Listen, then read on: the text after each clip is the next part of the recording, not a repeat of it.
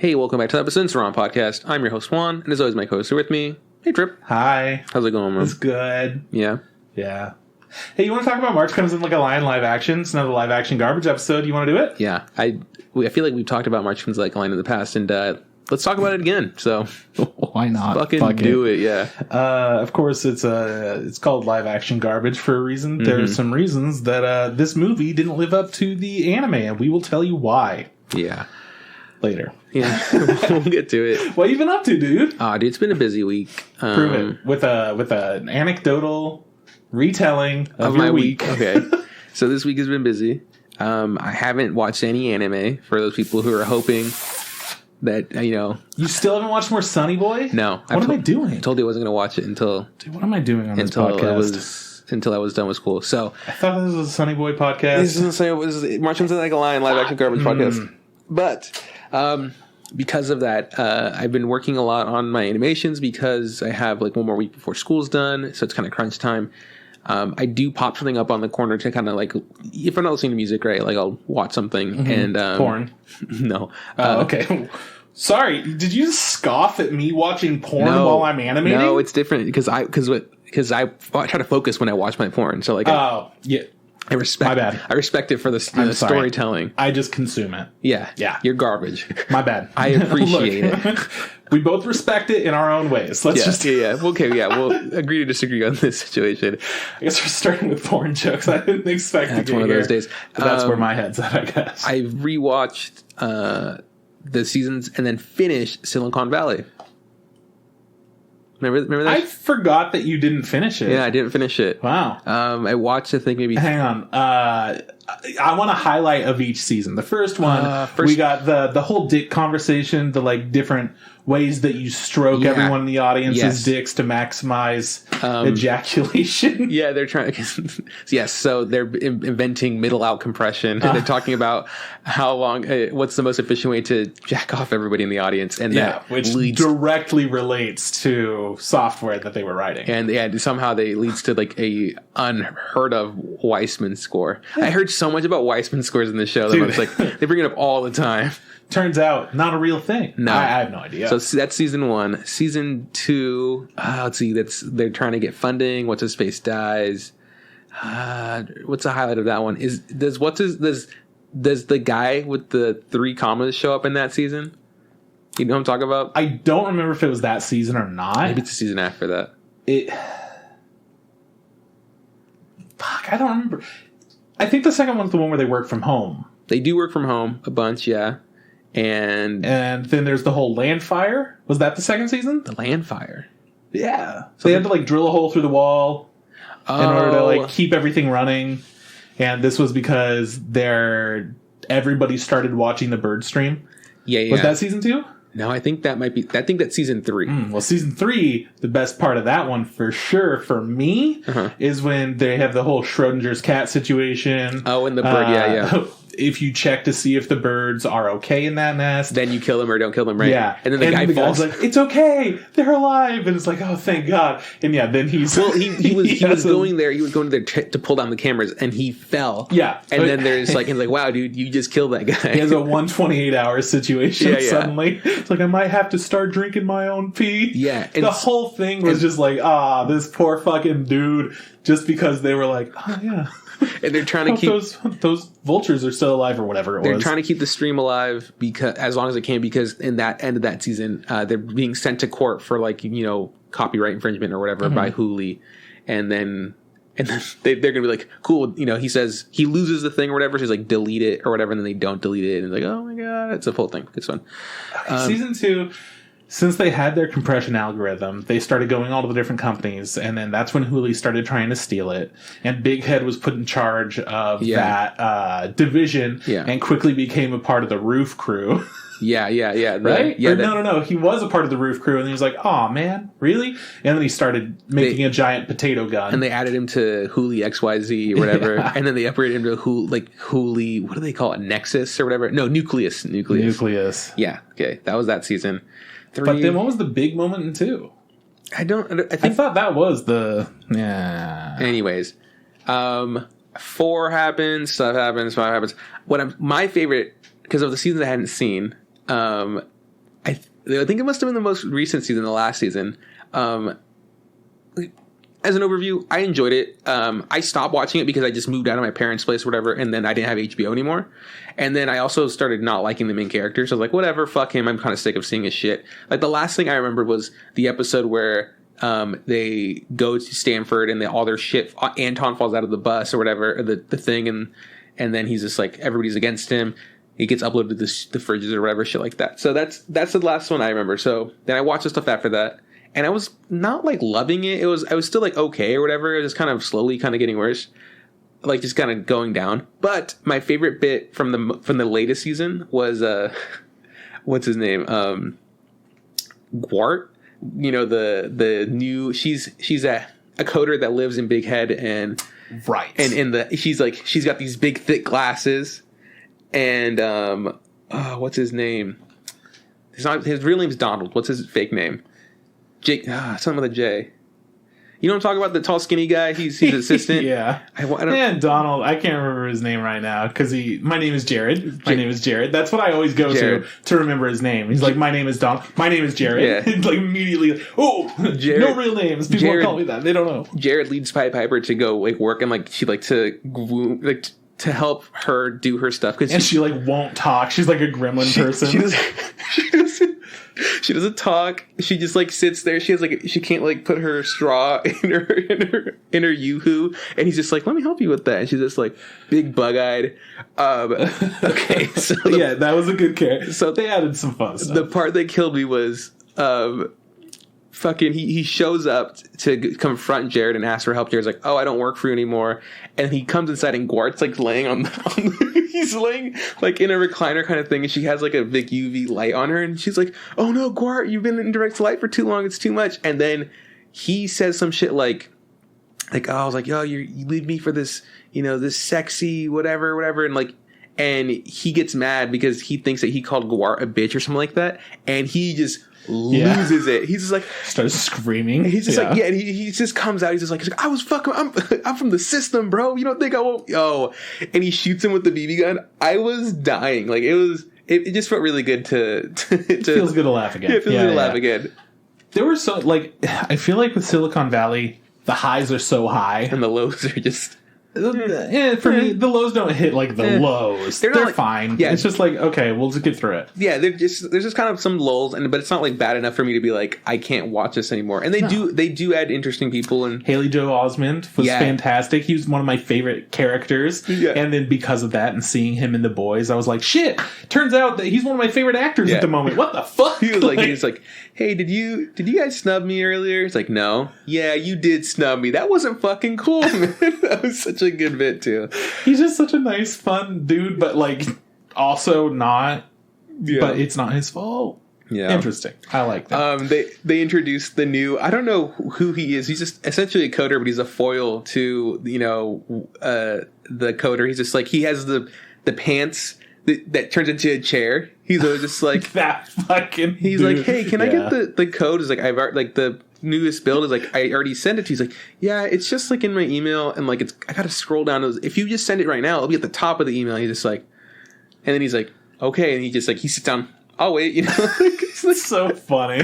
Or he gets on the airplane. He's like, what are you doing in first class? Like, oh, I told the pilot I know someone from Pakistan, and he's like told me to sit here. He's just like, I'm that guy. I'm the guy from Pakistan. It's like, yeah, that's what I told him.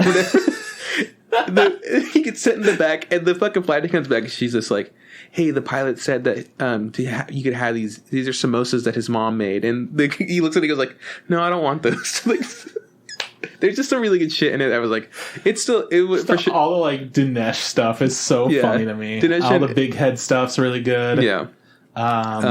It's good stuff. Like it was. Yeah. I'm glad I finished it. When you said, because earlier before you're like I hinted at I finished something. Yeah. How'd you feel about the end? The ending, and I was just like. He knows. He's in my head. Nah, the end was interesting. I mean, it's hard to end a comedy show, especially when this is like a situational comedy show that's very like, here's the seasonal issue. We got to wrap it all up. Yeah. And there's also an overarching, how is this going to end? You can't really end it clean. Yeah.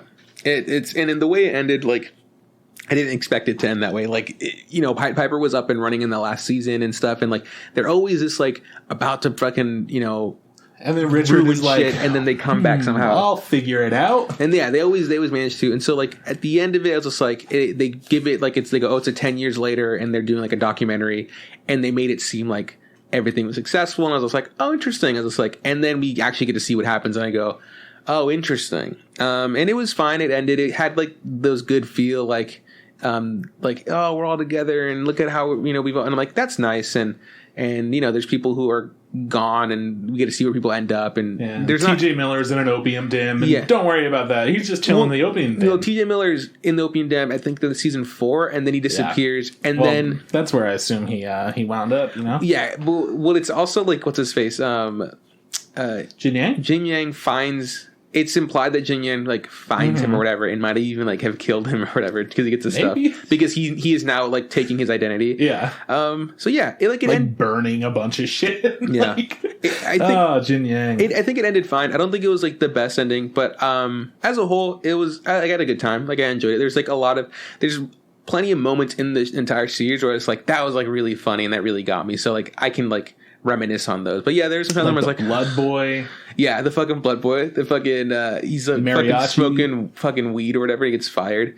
Sells a tell-all. I do really like that Peter Gregory or whatever. Every time he gets like bad news, he just destroys everything. He always comes to his house and it's just like everything's just a mess. He's just like, yeah, come on in. Don't worry about it. Like I'll clean it up later. Yeah. He essentially like just disappears as a bad guy though. Like it's like was he Peter Gregory? Wasn't that Peter Gregory? I'm pretty sure that's the name of the guy that does the Hulu stuff. And what's the name of the guy that died in real life? There's a guy who died in real life? Yeah, he was in the first season and Monica like worked for him and then that chick took over. Was that Peter Gregory? I think that was. Oh, I don't fucking remember. Gavin Newsom. Gavin Belsom. That's the bad guy. Peter Gregory is the guy. He's the fucking weird genius. That guy was weird. He does the whole like. He was great. The Burger King stuff. Yeah. Sesame seeds. Yeah. Is he really the king of the burgers? God, like, so fucking good. That guy really died? Mm-hmm. Oh, so that's why he's not on the show anymore. I didn't know that. Yeah, and the character they replaced him with was like a more harsh version of him. Which one? The chick who got pregnant. Oh, her. Yeah, she was. Of course, I'm pregnant. And doesn't mean anything. She essentially was like a robot. She's just like, I'm not a person. I'm not a human. Yeah, she was something else. She was just a more harsh version of Peter Gregory, who was just I'm going to think about this. Nobody's going to know what's going on in my head. And then at the end, he's like, all right, figured out 300 things for us to make all this work out. We just got to move some things around and then it's perfect. All right, good. He was super weird. We're going to make a ton of money. There's that bit where like she's talking about like, I don't want to tell Peter, he's going to make that weird noise. And he just makes this like disgusted noise. Forgot about that noise. It's some pretty good stuff. So overall, liked it. Anyways, that was a huge highlight, I guess. But that's big. I have a good time with that show. That's been going on for the last like 2-3 weeks of me just like watching it to finish it, and I eventually got done with it. Ooh, since you just decided to do that this week, I did learn some unfortunate things. Thomas Middleditch is apparently like a huge asshole. Which one's that? Is that the main character? Yeah, main character, which is okay with you. Well, I thought he was. Didn't we already know he was a huge asshole? Like, I thought there's a bunch of like rumors and speculations. Not that he'd like done bad things, but that he was just a real dick to a lot of people. He was a real dick, and I guess he was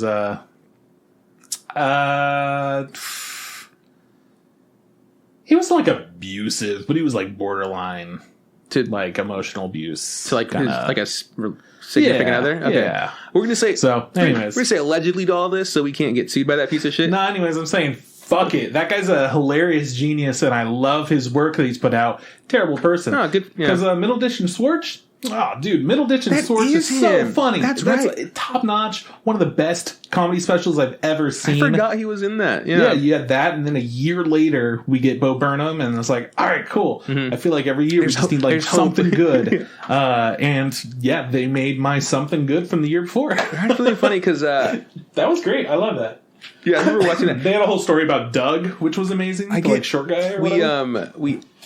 It's kind of crazy that what's it called, that storytelling improv stuff that like I'd never seen before. But it is really funny that I absolutely got lost in it. Like I've just right now, like I'm remembering this crazy story and I go like, I forgot who the actors were, and there's only 2 of them.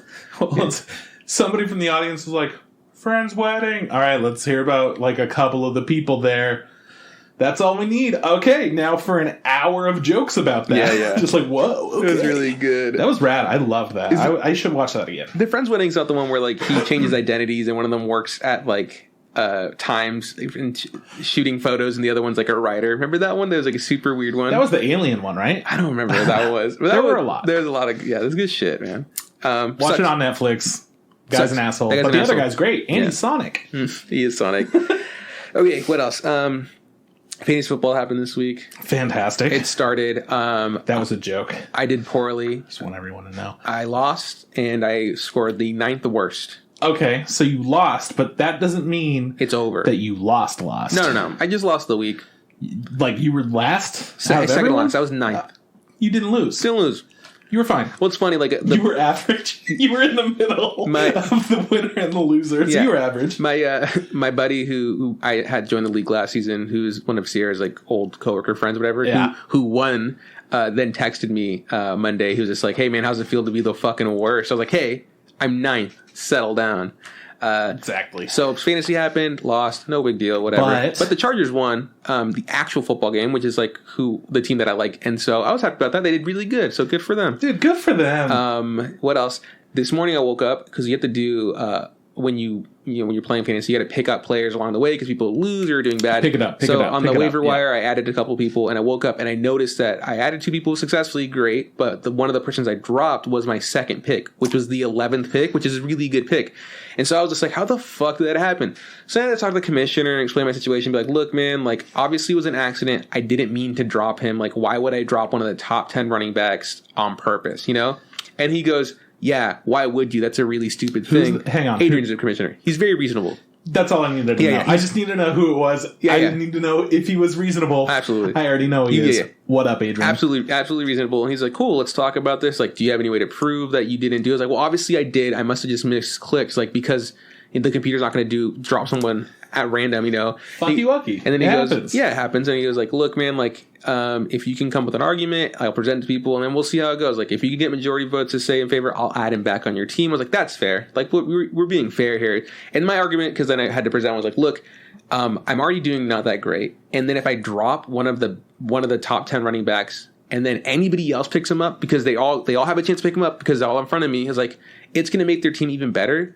For like a lot better for nothing, and then people are going to get upset for the rest of the season because it's unfair because that person now has 3 first-round picks, and then they're like, it was like, and so that was the best argument. I was like, it's for the fairness of the entire league. Like if you don't like it, that's fine. If you don't agree with me, vote yes or no. Like, we'll be fair. Totally see your point. Yeah, that was at least my logic behind it. I had little to no hope that it would go through because of the other people I play with. I think are really malicious and they want to win. Yeah, they're my friends. They're malicious and unreasonable. Yeah. But fucking surprisingly, very quickly I got 3. Like, yeah, cool. Give. I didn't get a vote, so like all I needed was 5 to get the thing. Like, so 3 people like off. Like, yeah, whatever. Put the guy back on Juan's team.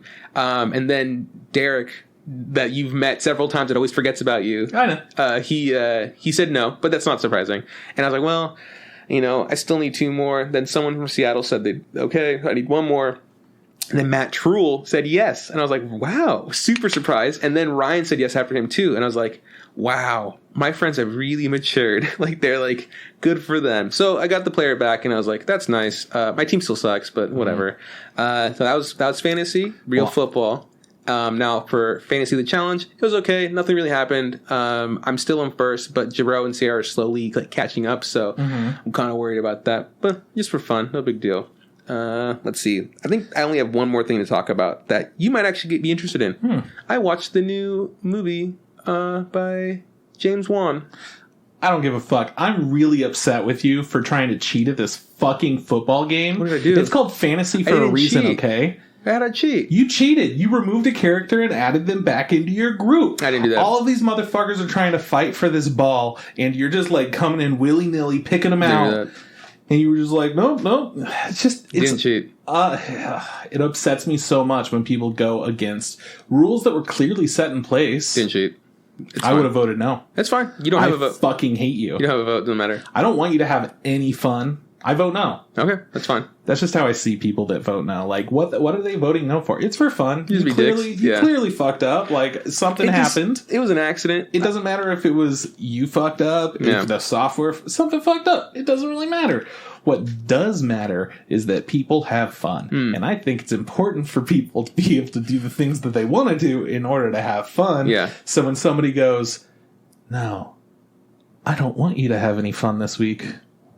If it goes into a couple more weeks, I don't give a shit. Yeah. Honestly, I'm better than everyone else here. So as long as I win, it's okay. Well, that's how I see it when people are like, no, don't do the thing that everyone knows was just a mistake. Something weird happened, and you immediately recognized it, owned up to it, and addressed it before it became an issue. Well, they tried to. And, like, what's funny is that a lot of people didn't notice it. They're like, oh, shit, I didn't even notice that you dropped that person. And then Adrian did notice because he's a commissioner, tries to keep on top of things. And he goes, oh, yeah, man, I saw that. That was really weird. He's like, but it makes sense that it was a mistake. He's like, so it was super cool that he's willing to, talk about it. But, I mean, I was surprised that my friends didn't think the way you thought. No, like, I'm proud of them. I was like, so cool. Good for them. Maybe they're just realizing that it is just a game and it's better if everybody has a good time. Just have fun. Yeah, so I'm proud of the people who voted yes. And there's a couple people who abstained. And I was like, cool, don't vote. No, it's also your right to not vote. Yeah. I guess money is just more important than fun for some people. Yeah, it's all about the money. So, yeah. Which makes sense, too. I get it. You agree to pay money for something that's fun, but you want to win. Yeah. That's the gambling thing. That's when people start just putting money in and they're like, this is great. I'm having fun. And they start losing the money and they're like, still having fun? I need to win. Yeah. This is the worst. It's hard when money gets involved to separate those two parts of yourself. They're like, I have less money than I had when I started. How did that happen? It happened. Yeah. It just does. So, James Wan, he has a new movie. Malignant's on HBO. I almost watched it, decided, not feeling a horror movie yet. Maybe I just saved this for October. Yeah. That's where my head was at. I think it's worth saving. Like, not that it was like, is it still playing in October? Because it's free right now on HBO for a certain time, and then they're going to take it off. It's free for like a month? I think it's like a month. So that's what... Remnants is still free. Yeah, it's still up there. Yeah. I didn't watch that. Have you watched that yet? I don't want to watch it. It leaves on October 10th. Thank you, Sierra. Oh, nice. But yeah, we watched it. I don't know if me and Sierra were in the mood to watch a horror movie, but I was in that weird dead zone where I was telling that I was waiting for like my teacher to give me feedback, and he didn't. So I was like, I just can't do anything. So I was like, well, let's watch this movie. So we watched it. It was interesting. Like I had a good time. I enjoyed it. It for sure felt like an homage to like old horror movies. Let me ask you this first. Yeah. Have you seen both Insidious? I've seen the first Insidious. Okay. Is that the one with the guy from The Conjuring? Jesus Christ. Yeah, okay, then yeah, okay. He's in all The Conjuring. Yeah. He's in some Annabelle shit. He's also the one that's married with that. But he's a different character in Insidious, but it still feels like it's a part of the same universe because it's the same director. I think I've only seen the first one. Okay. The second one made the first one better, so I highly recommend that. And when I say better, I mean I fucking love those two movies. Yeah. And when I saw the first movie, I was like, I don't get it. It's not. I don't like it. It wasn't very interesting. The second one, then? The Conjuring. Oh, you're like, I'll give it another shot. The Conjuring fucking Conjuring is one of my favorite horror movies. Yeah. I have like 4 favorites from different points in my life, I guess. Hellraiser, obviously. Hellraiser, gotta have Hellraiser in. Now, 28 Days Later. Right. Huge. Good movie. The Descent. That became my favorite spooky movie. I loved that. That's the one where they're like caves. What's it called? Just like caving, right? Yeah. Not just the monsters being terrified, the tight spaces that they're in. I know. Ugh, I hate that. Very claustrophobic. The way it ends. Spoilers. How does it end? It ends a few different ways. Yeah, actually. It depends on which one you saw. Yeah. I think British theaters got a different one than the US theaters, and then they added in another one for the DVD release. I think I saw one. I think I saw one version on TV, and then I saw another version off like DVD or whatever. So I can't remember which one it is. Same thing as the Butterfly Effect. Anyways, so 28 Days Later, The Conjuring, The Descent. And most recent is Hereditary. Oh, I thought you were going to put Insidious up there. You said you were such a big fan. Conjuring made me such a huge fan. Conjuring's like one of my favorite movies of all time. Not just horror. Yeah. We're talking like movies of all time. Mm-hmm. Fucking incredible. Conjuring 2? No, sucked. Get out of here. I did not like Conjuring 2 at all. It wasn't as good, you're right. I like some of the Annabelle stuff. So my point is, Insidious 2 made Insidious 1 so much better, and I would have never seen it if I didn't enjoy The Conjuring. Right. Because I didn't give a fuck about the first one, but then the second one made the first one better because it ties directly into it in such a cool way. Long story short, that's why I like James Wan. So I encourage you to check that out, especially if you like this one. I'm a huge fan of Saw, so you know. I like Saw, yeah. Saw's a pretty good time. I can't not watch Saw. Like, dude, House of Wax, don't even get me started. Was that him too? No, I didn't like House of Wax. Fucking Paris Hilton. I'm just kind of thinking around the time that Saw came out, you know. Devil's Rejects, I'm there, man. Hit me up with Rob Zombie any day of the week. Rob Zombie was in yeah, he's a director. No, Rob Zombie was in I'll talk about that. Anyways. What? Anyways, something else. Something else. Yeah, this movie, Malignant. Yeah, I didn't watch. Malignant. I didn't watch any trailers for it. I just knew that it was James Wan, and again, I'm like, yeah, that guy's good. Like stuff that he makes, like I'll check it out. I can tell you that I haven't seen any trailers, but I haven't seen them because they come on when I'm going to sleep, and like YouTube pops up an ad. Good call. And then I'm like, spooky. We're just gonna turn it off right now. I'm trying to sleep. It was for sure scary. But like I said, it was an homage to like the old horror movies, and there was times where it was like, oh, this shit's really good, and there's times like this shit is like bad / funny, and it's like I'm having a good time because of what's going on the screen. It's very evident in like the music and the sound design and stuff, like the things that they're doing. It's just like, you know how like in old horror movies, like killers had theme songs or whatever, you know, like fucking like shit. Like, so like I felt like they did the same thing where I was like, oh shit, something's happening, and they play that theme song, and I was like, that's funny. Like this is nice. I enjoy this. It's giving me, you know, fun Classic. memories. Yeah. Yeah, and it was there's always a twist, right? There's a twist in this one, and you know. Horror movies, if they don't have twists, what's the point? I feel like they are just better than other. No. Yeah, and you always got to be like, well, because you're always like, well, what's the twist? You're trying to guess what the twist is the whole time, right? And they're like, oh, I think I got the twist, and then you go, good twist, didn't see that coming, shit like that, you know? Are there any like good horror movies that don't have twists? No. 28 Days Later doesn't really have a twist. It changes just what's happening. It's not like a twist because the situation can't be twisted in 28 Days Later. Yeah, I guess you're right. Like there's the point where they're like that they got to, they're like, we're safe, and they're like, you're not safe. Like we're gonna like, turns out people are shitty too. Yeah. And then it goes on for another hour or whatever, like 45 minutes. So I wouldn't counter as if it was 45 minutes before the end. It's not really a twist. So you've heard it here first. Doesn't have a twist, not a good movie. Problem solved. It goes off your list. You can't be on your list. I mean, I guess there's no twist. Just how it is. Let's see. Because obviously, I don't want to. I'm not going to spoil it because it's it's brand new, and I know you want to watch it. Yeah. But if you were to talk about it in a way where you could instead just use things that happened in the movie It Part 1. So they all die in the end. Oh yeah, no, I get that. That's pretty good. That didn't happen in It Part 1. Oh my bad. Yeah, I was thinking about Part 2. Spoilers for.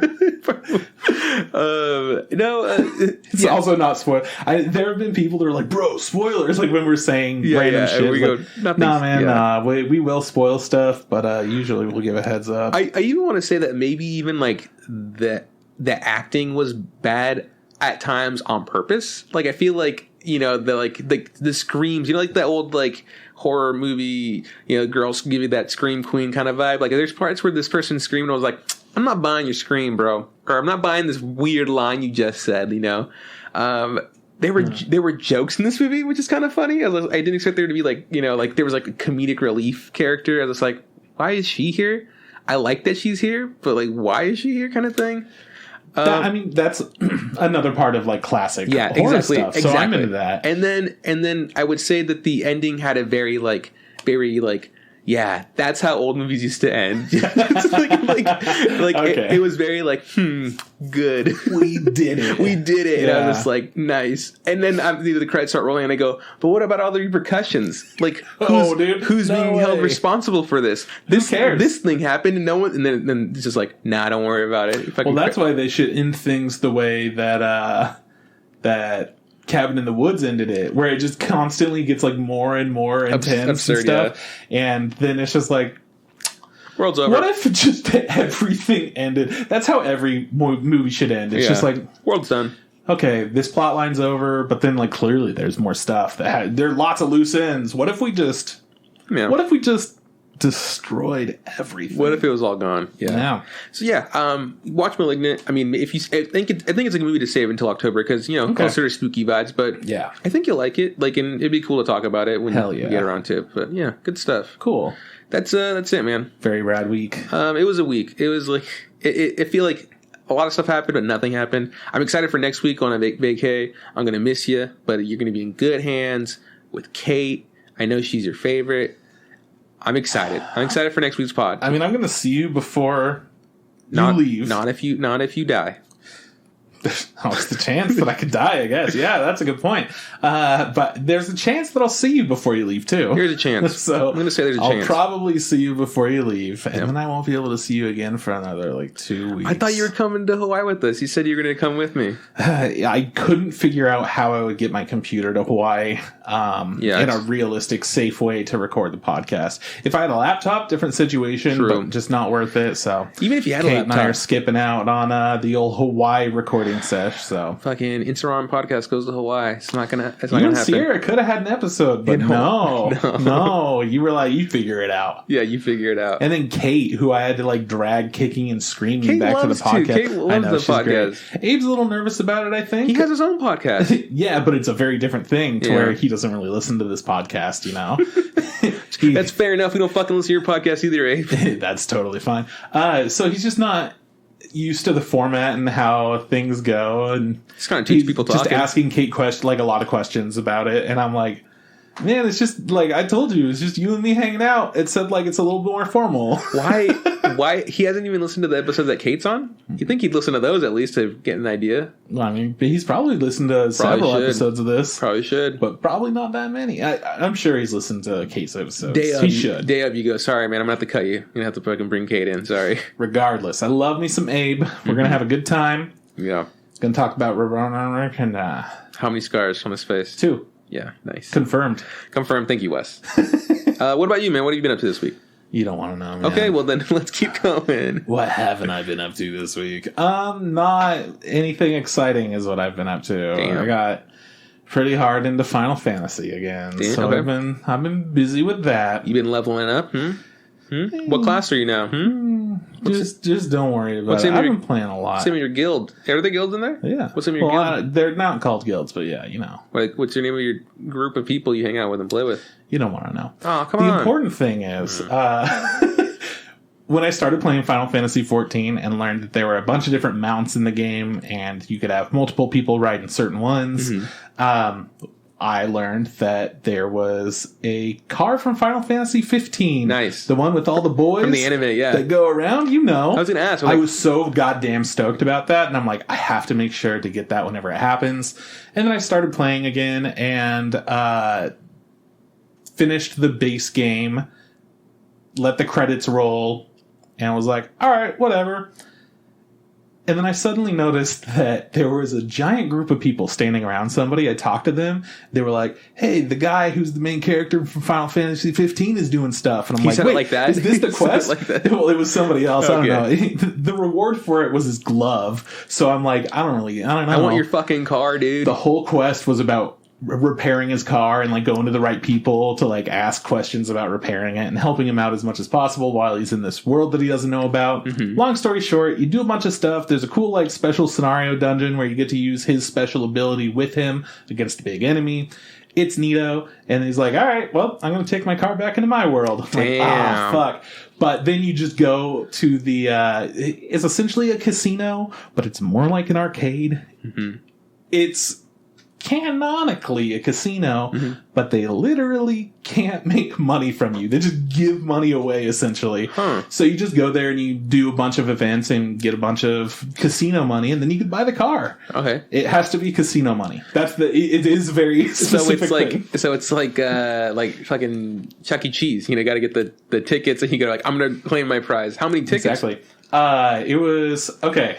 Well, it's 200,000, but casino monies, but everything gives you very different amounts. So special event things that happen every 15 to 20 minutes or so, I can never remember, they give you about 5,000, a little under 5,000 usually, unless you're bad at them, and then you get like 100. They're just like 500. is it mini games you're playing? Yeah, just like little things with a ton of people around for most of it. Little mini games. You could race chocobos. There's a lot of stuff for you to do. But all of it give you like just a few hundred each time that you finish something, except for some special big events. Mm-hmm. So whatever. I already had 60,000, and then I just didn't stop playing until I got that fucking car. Nice. It didn't take too much longer. I figured out what to do very quickly. I went and bought a bunch of shit and showed off my clothes because that's a part of the casino. They're like, yeah, you look like the outfit we asked for. When you just go and like look at a Twitter that says, hey, if you wear these different clothes, you'll get a good thing. They go, all right, you're cool. Now you get a special title about being fashionable. And then also here's a shit ton of fake money. So it just like instantly boosted me up. So I was able to get it that night and was like, I did it. I'm done. I finished the game. I figured out that you had to be done with the base game in order to even start that quest. Mm-hmm. I haven't played Final Fantasy in about 2 months. When I come back in, I finish the game, I get that quest. Like, everything was so instant. Bizarre. So yeah, pretty stoked about that. So, fucking, can three people ride with you? You could have your whole, because parties are groups of 4. You could have your whole party, man. What color is your car? Is it like pink? I mean, it's black. It's a black. It's just like the anime. I can't remember. I was trying to remember what color it was. Yeah, it's black. Everyone's wearing leather. Everything's black. Yeah, and then you go and you have a little cookout. That's like, all the fucking it's also game like is. Massive, isn't it? Like not as big as the Mortal Cowboys. So it's not gonna look that big. But then again, there are the little gnome type characters in this game. So it makes it look called Lalafell. Yes, they can't sit in the seat. They have to stand. Okay. I was like, I thought you would love that. I was like, they're not allowed to get in the car. It's not safe. They can't sit. They can't stand. It's pretty funny to see, actually. It cracked me up. But yeah, then every mount in this game flies as well. So if you just like jump up, then it like pops out all this extra mechanics and like flies. Yeah, it's pretty stupid, but fantastic. It plays music from the game too. So it's like some harmonica, like some like cowboy we're cruising around. But then it's like, oh, and we also got some like jazz piano in here. Little keyboards going off. It's fun. Like a radio, you change the channel? Nah. Damn, dude. You know, there are hundreds of mounts that all have different songs in this game. It's okay that I just got one. There's also like hundreds of songs that you could go and play at your own home. Yeah. There's like a lot of stuff you can do. But you can't change the radio on there. So the game sucks. Again, in Final Fantasy 15, you had to get the music for your radio. So you would like go and do a side quest, get some money, and then go and find like a vendor that has a special song. And you're like, cool, I'll get this song. And then you could listen to it in your car. 8-track? Or you could listen to, I think it was actually different soundtracks from different Final Fantasies as well. So you could be like, oh, I got the Final Fantasy 2 soundtrack, and then throw that on and flip through and be like, yeah, that's the battle song. Sure does sound like Nintendo. Yeah. It's so yeah, they had that in the base game, but you know, in 14, which is a game that came out before it, when they added this in. Yeah, it's neat. Yeah, it was fun. Well, cool. I'm glad Definitely you got your car. Yeah. That does sound pretty cool, yeah. It was fun. And then I don't remember if I've talked about it on the podcast, but I've been kind of playing here and there this game called Yogu's Island Express, which is a Metroidvania pinball game. I think I would remember that. Yeah. Yeah. I'm like your reaction. Totally. You play as a little like dung beetle type thing. You're rolling around a ball and, you're delivering mail and just going around this island and doing random weird shit just cause that's pretty much it. That's cool. It's neat. It's fun. You wouldn't expect that kind of a game to exist. So because you roll around the ball, you roll it to the different pinball arenas and then collect fruit that unlock other bumpers throughout the world, and then you get to all these different places just by bumping and pinballing. It's pretty neat. Yeah. It's fun. WarioWare has been blast. I think you fucking crushed it, apparently. It was fun to beat, but then the whole point of WarioWare games is once you've beaten it, keep playing. Then it's like, all right, so you get it. All these are unlocked, but now you have to just play forever. And then it's like, okay, each character has levels. You could level them up by getting items. So you have to get coins to get items from gacha machines, or you purchase them from stores, give them to characters. They all have different amounts that they like these different items too. Mm-hmm. So you have to like prioritize things as you level them up. They unlock different colors. So you could get like alternate color schemes and use a selection of like 24-ish, I don't remember how long it is, different colors for accents and highlights and stuff. It's got 3 changeable colors per character. And then it also has a set of 5 static cool effect things. Has one that's called Baby. I don't know why, but it makes you like white and red.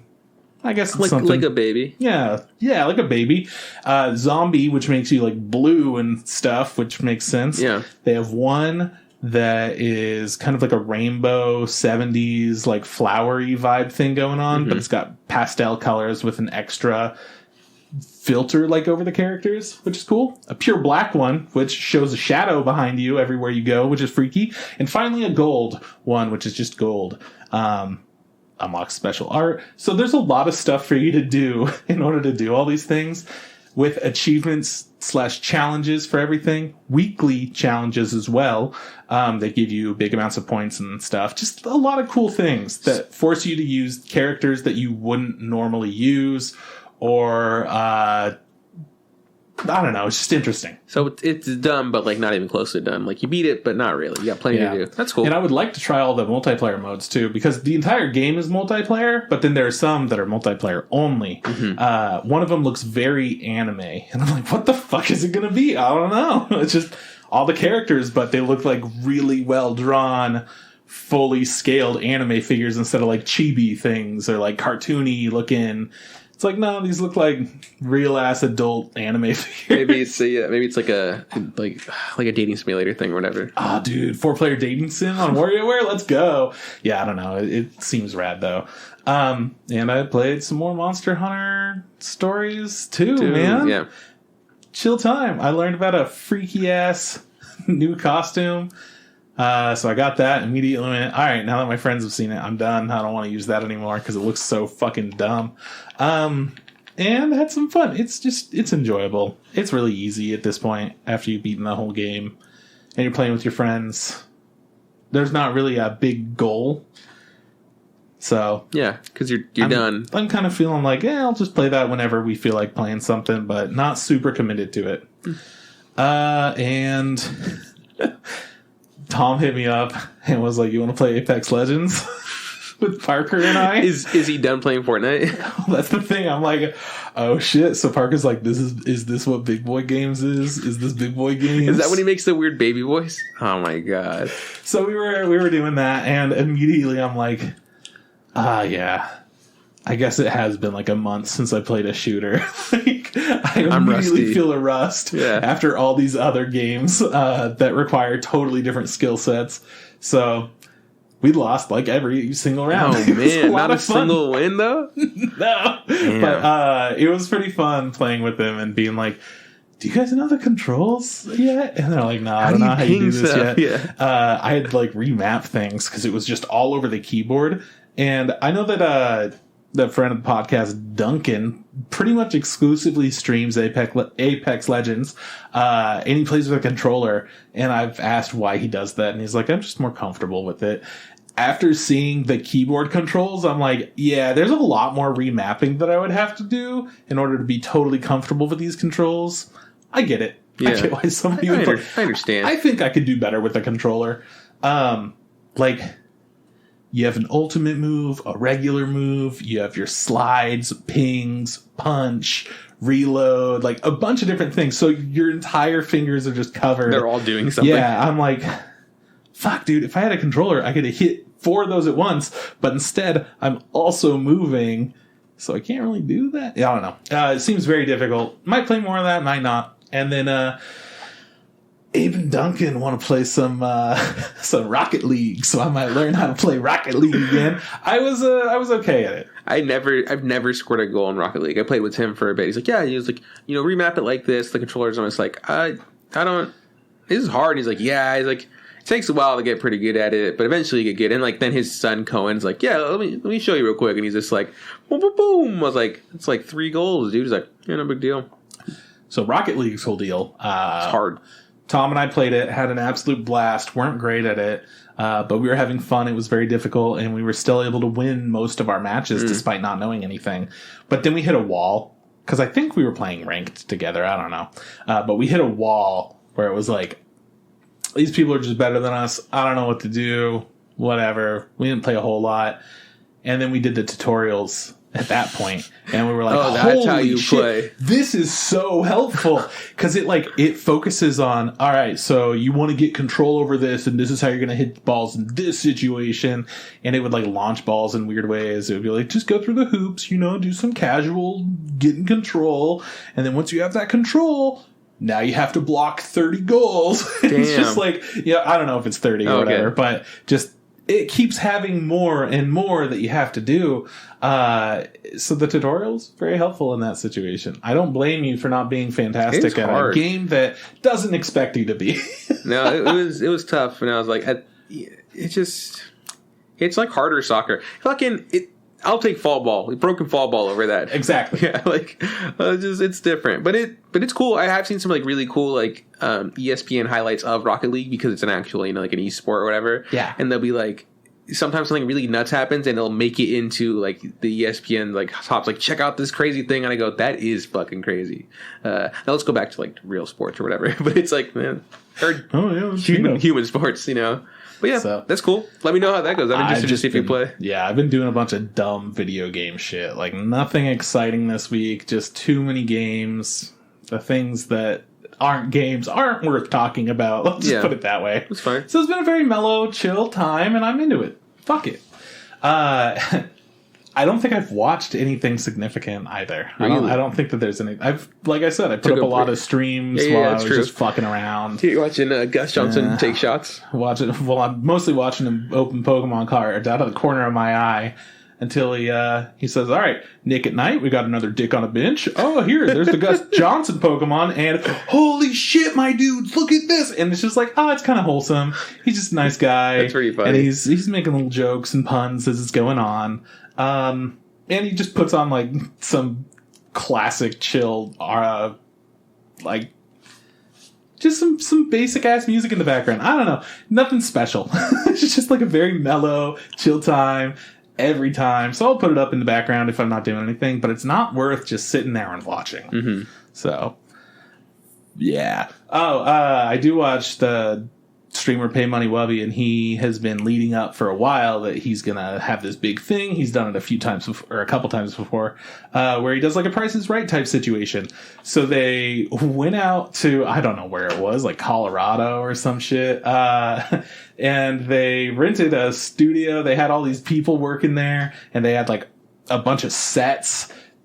They legit just had fans come on and did the Price is Right, virtually. Oh, okay. But, they're still there at the show. And since they call it the Price is Scuffed, because it's legally not the Price is Right, they're just, drinking the whole time and doing, weird shit. It got crazy. They brought on other people. I don't know who he is, really. He's a YouTuber called Schlatt. I see him everywhere, but I've never watched anything that he's done. This guy came in with the most chaotic energy, coming in on, a little 3-wheel motor scooter type thing, a little go around the grocery store type of scooter, Mm-hmm. And he just starts crashing into parts of the set and destroying it and not listening and being belligerent the whole time. Fantastic. Exactly the kind of energy that we needed. And then another guy, Will Neff, who I'm also not familiar at all, came on, lost his game, thought he totally lost it. He was getting a second chance, but beforehand, he destroyed a bunch of stuff. And they're like, well, if you could make this putt with the little piece of the putter that you have left, go for it, dude. But he already broke part of the set and totally ruined this. It was funny. They had a really good time. It's a blast. It was definitely worth all the effort that they put into it. They also were giving away a lot of money. I think they had $100,000 and a new car. It was some kind of I'm not good with vehicles, but it had 4 wheels. It was $125,000 car, right? All of this shit. The person that was up for that wasn't able to win it, of course. But this is in the the showcase at the end, right? So they had to make it big. Everything else is oh, cool, you won some cool shit. But yeah, that was here's your Kia Sinatra. You're I don't know. Or no, it wasn't for the. Maybe it was just Plinko. I don't remember what it was. It was some shit. So they didn't win it. It was some Plinko. Nah, didn't win the car. Didn't win the money. But they also had Amaranth there, who is a titty streamer. She's been in the biz for a while. What is a titty streamer? Hot tub. Well, it was titty streamer, turned to hot tub streamer. Now it's ASMR. I don't want to talk about this person anymore. Great. So she was on here. She was in a hot tub on set just because it was funny. They also had her ASMR mic there, so she would like hold up the prizes. She was the model, right? So they had the Price is Right model. It was fantastic, and she's displaying the stuff, but she's also like tapping with ASMR because it's her bit. They're like, "Dude, you're fucking great." Ass in every shot, making sure that they get more people to watch, you know? Fantastic. So she just takes like the $100 bills in the big ass stack when they're done, totally done with everything. She's just like flipping them out. And then they go, "That's real money, dude." And the whole ground is covered in alcohol because they just gross. They had a whole challenge at the end, and then one of the dudes like broke the table that they were using for all the alcohol. He jumped in the air and slammed on it, broke it in half, and then it was everywhere. Now $100 bills covered in alcohol are on the ground, and everybody's scrambling to pick it up. And they're like, fuck it, we'll do it afterwards. Thanks, everyone. Bye. Fantastic, crazy time, super chaotic. Highly recommend it for just a solid. What the fuck is this kind of thing? It was The Price is Right. They did great. It wasn't The Price is Right. They did just as good as The Price is Right. There we go. Thank you. But they were also able to be like, what the fuck are you doing? What kind of okay, I guess if you want to choose that amount of money, that's fine. Have none of you seen this fucking show? You're really going to do that? You're going to do $2 less than the last person? Are you fucking kidding? $1. Yeah. So, that was a blast. I haven't been doing much other than fucking nothing. Nope. Let's just put it that way. Let's, you watch any anime though? Because I didn't watch any. Yeah, man. We're not philosophical anymore. Oh, thank God. So catching up with anime, Sunny Boy, chilled out. It's not going as hard on that, but I'm interested in what's going to go on. I don't fucking know. We're getting a lot more information. We actually know. I'm just going to tell you, I guess. We know how this world was created. We don't know all the details exactly, but we know how, and we know a lot more information about it. And we actually get to hear new characters talk that you haven't heard talk before. Okay. The cats. The cats talk. All right, that's all I'm going to give you this week for Sunny Boy. The cats can talk. The cats can talk. This was a very okay, so we're not getting philosophical. We're not doing anything that you really have to think about. Instead, you just look at these words and you take them for what they are because we're telling you what's happening in the world right now. And it does a little flashback, and some more people know about what's going on that we didn't maybe. I'm really, really interested to see where this show's going to end. It's so fun. I love Sunny Boy. It's for sure going to be my show of the season. The cats can talk now. The cats can fucking talk, dude. It's crazy. Octopon White Sand. Let's go there. Once again, it's about an aquarium that's shutting down, and it's about to shut down still. Yeah. Guess what? Not much has changed, but it's a last-ditch effort. How are we going to get people here? We got to make people know it exists and stuff. We got to make, everyone's had a real emotional, crazy fucking experience here. What if we just advertised that? So then they decide that they're going to advertise that. And there's this dude that works there who's just a very chill guy. And he has a crush on the girl that's the current director. But it's never addressed really because it's not a focal point. It's just a part of his character. He's interested in her, but he's not a major character. Anyways, she's trying to give him that experience of being hey, come to this place. Magic fish stuff might happen. We'll see. He doesn't get it. They wind up deciding to cancel the event because it was a planned event for people to come and check it out. And they thought, maybe if we're able to get you to experience it, new people can experience it and whatever.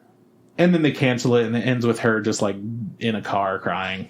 And I'm very cool. Thanks for the good vibes. Good ending. All right, next show, please. It was good. I'm still into it, but it's also really taking its time. So if you're not patient, it's not a show for you. I'm enjoying it a lot, though. Every time that I watch it, I'm just this is just pleasant. Oh, yeah. It's also sad. I forgot. I'm sad now. I felt good. Now I feel sad. Classic. My Hero Academia. Was there a new episode? Yeah, there was a new episode.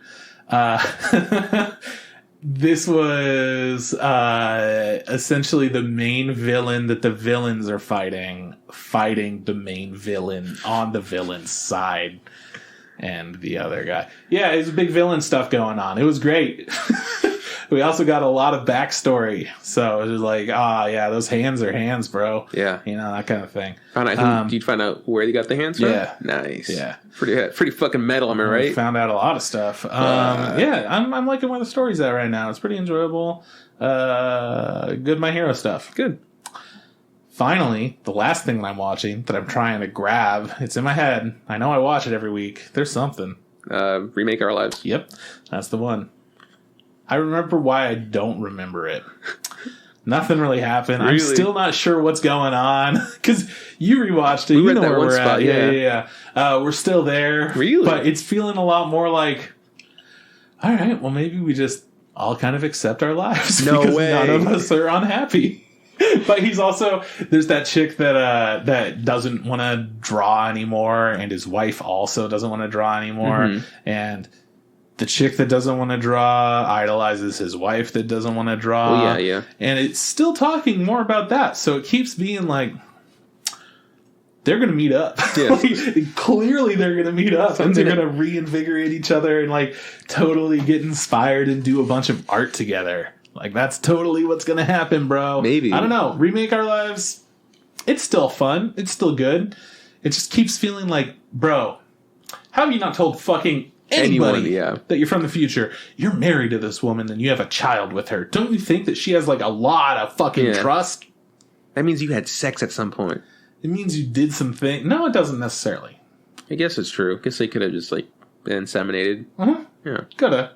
Or she just like miracle baby. Yeah, or she ate too much food and just, split in half. Food person. Because she's like a carbon copy She's of her. Like a nodule just drops off and grows. Just like, what the fuck? That's a really good one. That'd be funny. That's how it happened.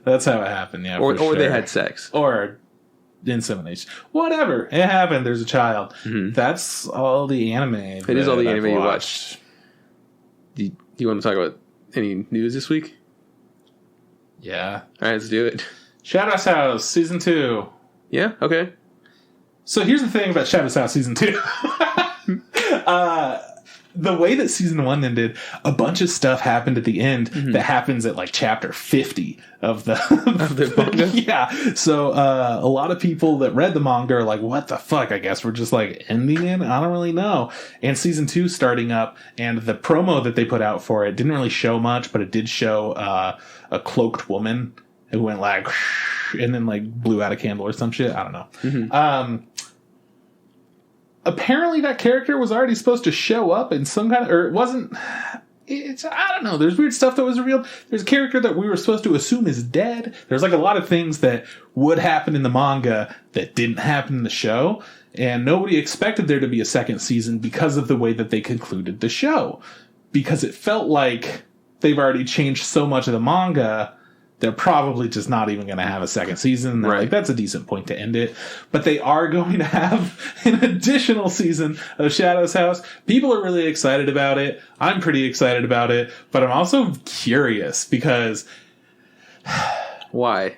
It's Cloverworks. Yeah, right? It's Cloverworks, dude. Isn't it like, I was just like... I'm so scared. Is this just like another like Goldie Pond situation? They're like, yeah, I don't know. That's the thing that I don't know what's going to happen, man. I mean, we've gotten a lot of really, really good stuff out of Cloverworks, How can they do so good and then at the same time still be like, yeah, you know that story and the plot that we got? Fuck it. We're going to do our own thing. And then it doesn't work. Or maybe it's perfect. I don't know. So people are concerned. I'd be concerned. I'm going to watch it, but I mean... That is interesting. I did not know that it ended at where chapter 50 is. That seems excessive. They skipped a lot. Yeah, I didn't know because I just saw that whole rooftop scene. The wings and stuff. Yeah, crazy. All right. So yeah, that's the first piece of news I have. That's why I'm like, I don't really know, man, because it's like kind of a bummer talking about it sometimes. Sometimes like it's exciting to be like, oh, there's another season. Other times it's a bummer because that Cloverworks has previously been hype as fuck, but they've also completely fallen flat and made you hate a show that you loved. Promised Neverland, I was supposed to love that. I was supposed to. I do love it. I love the first season. First season is one of the best anime out there. And I just pretend season 2 never happened. Yeah, that fucking sucks. But hey, Komi Can't Communicate is going to stream on Netflix worldwide. Do you know what that means? Is it going to be in jail for a bit? In Netflix show? It means probably, but then people have been saying some stuff. Netflix saying a little bit of here and there. You'll release it week by week? Yes. No way. It's finally happening. And we got more news like that coming up soon. That's really exciting. I'm super stoked about it. I think it releases like very soon. October, maybe. I don't know. I'll figure that out another time. What's important is I already told you earlier, but Violet Evergarden, the movie, arrives on Netflix on October 13th. Nice. Worldwide, baby. I'm so goddamn stoked. Been waiting for it forever. Don't know what this is going to be because I don't know anything about it. But Fairy Tail 100 Year Quest has an anime that was announced. Yeah. Now, is this a spin-off? Is this a continuation? Is it a squeakquel? I don't know. Kate, tell us. Tell us. She doesn't know. She's never watched anime.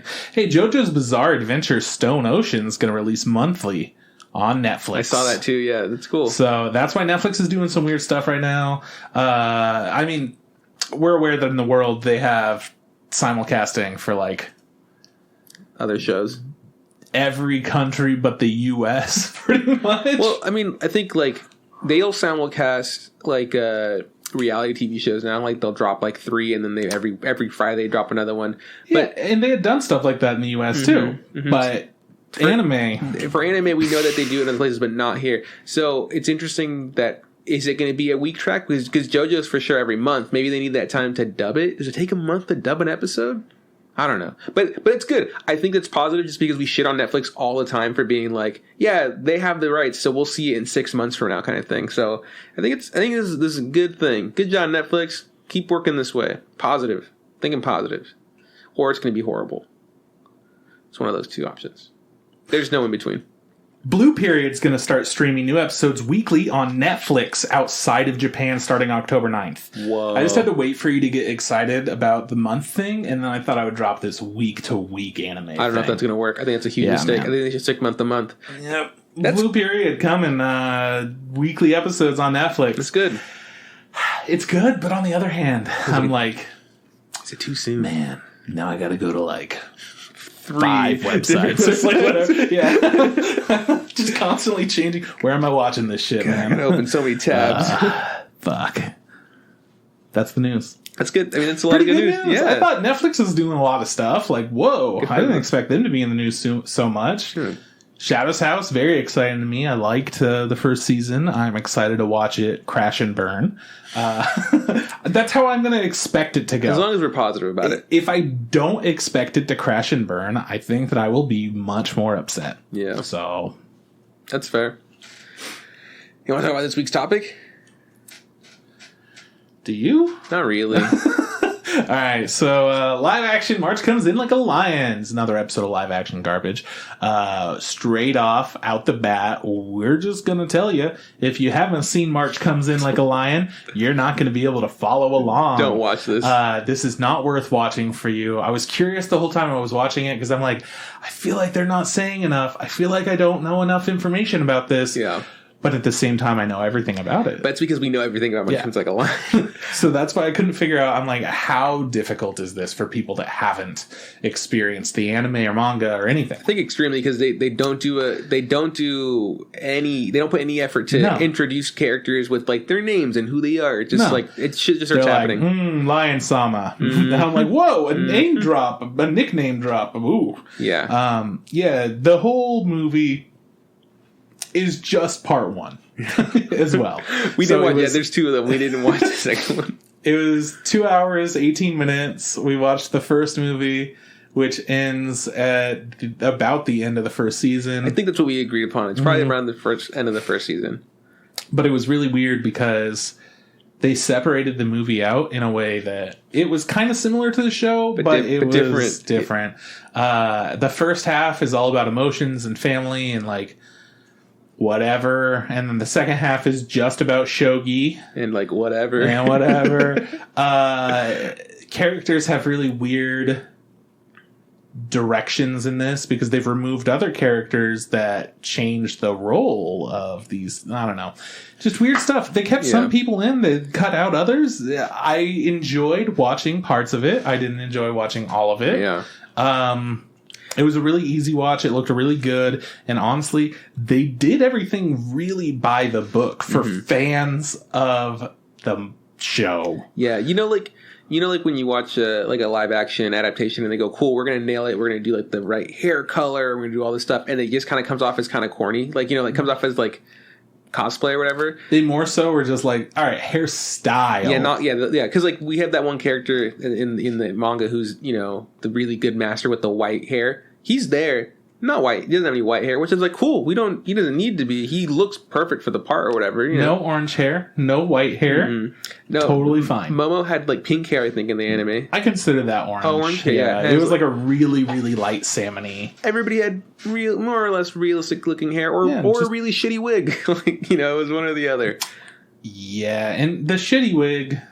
We'll talk about shitty wig in a bit. I mean, here's the thing, man. I wouldn't want him to have that haircut. Yeah, it was a bad haircut. But the wig didn't work either. It was hard because you could tell that. Okay, so we're talking about his friend. Yeah, I can't remember his name. His rich friend that is really annoying and is also very sick. Right? He's ill. He's super ill. He has a lifelong illness. We don't know what it's called, but it's just sick illness. Permanent illness. Doesn't particularly matter. It's just that every once in a while they go, oh yeah, sick boy's doing a sick thing now. He's really fat, but he's also very frail.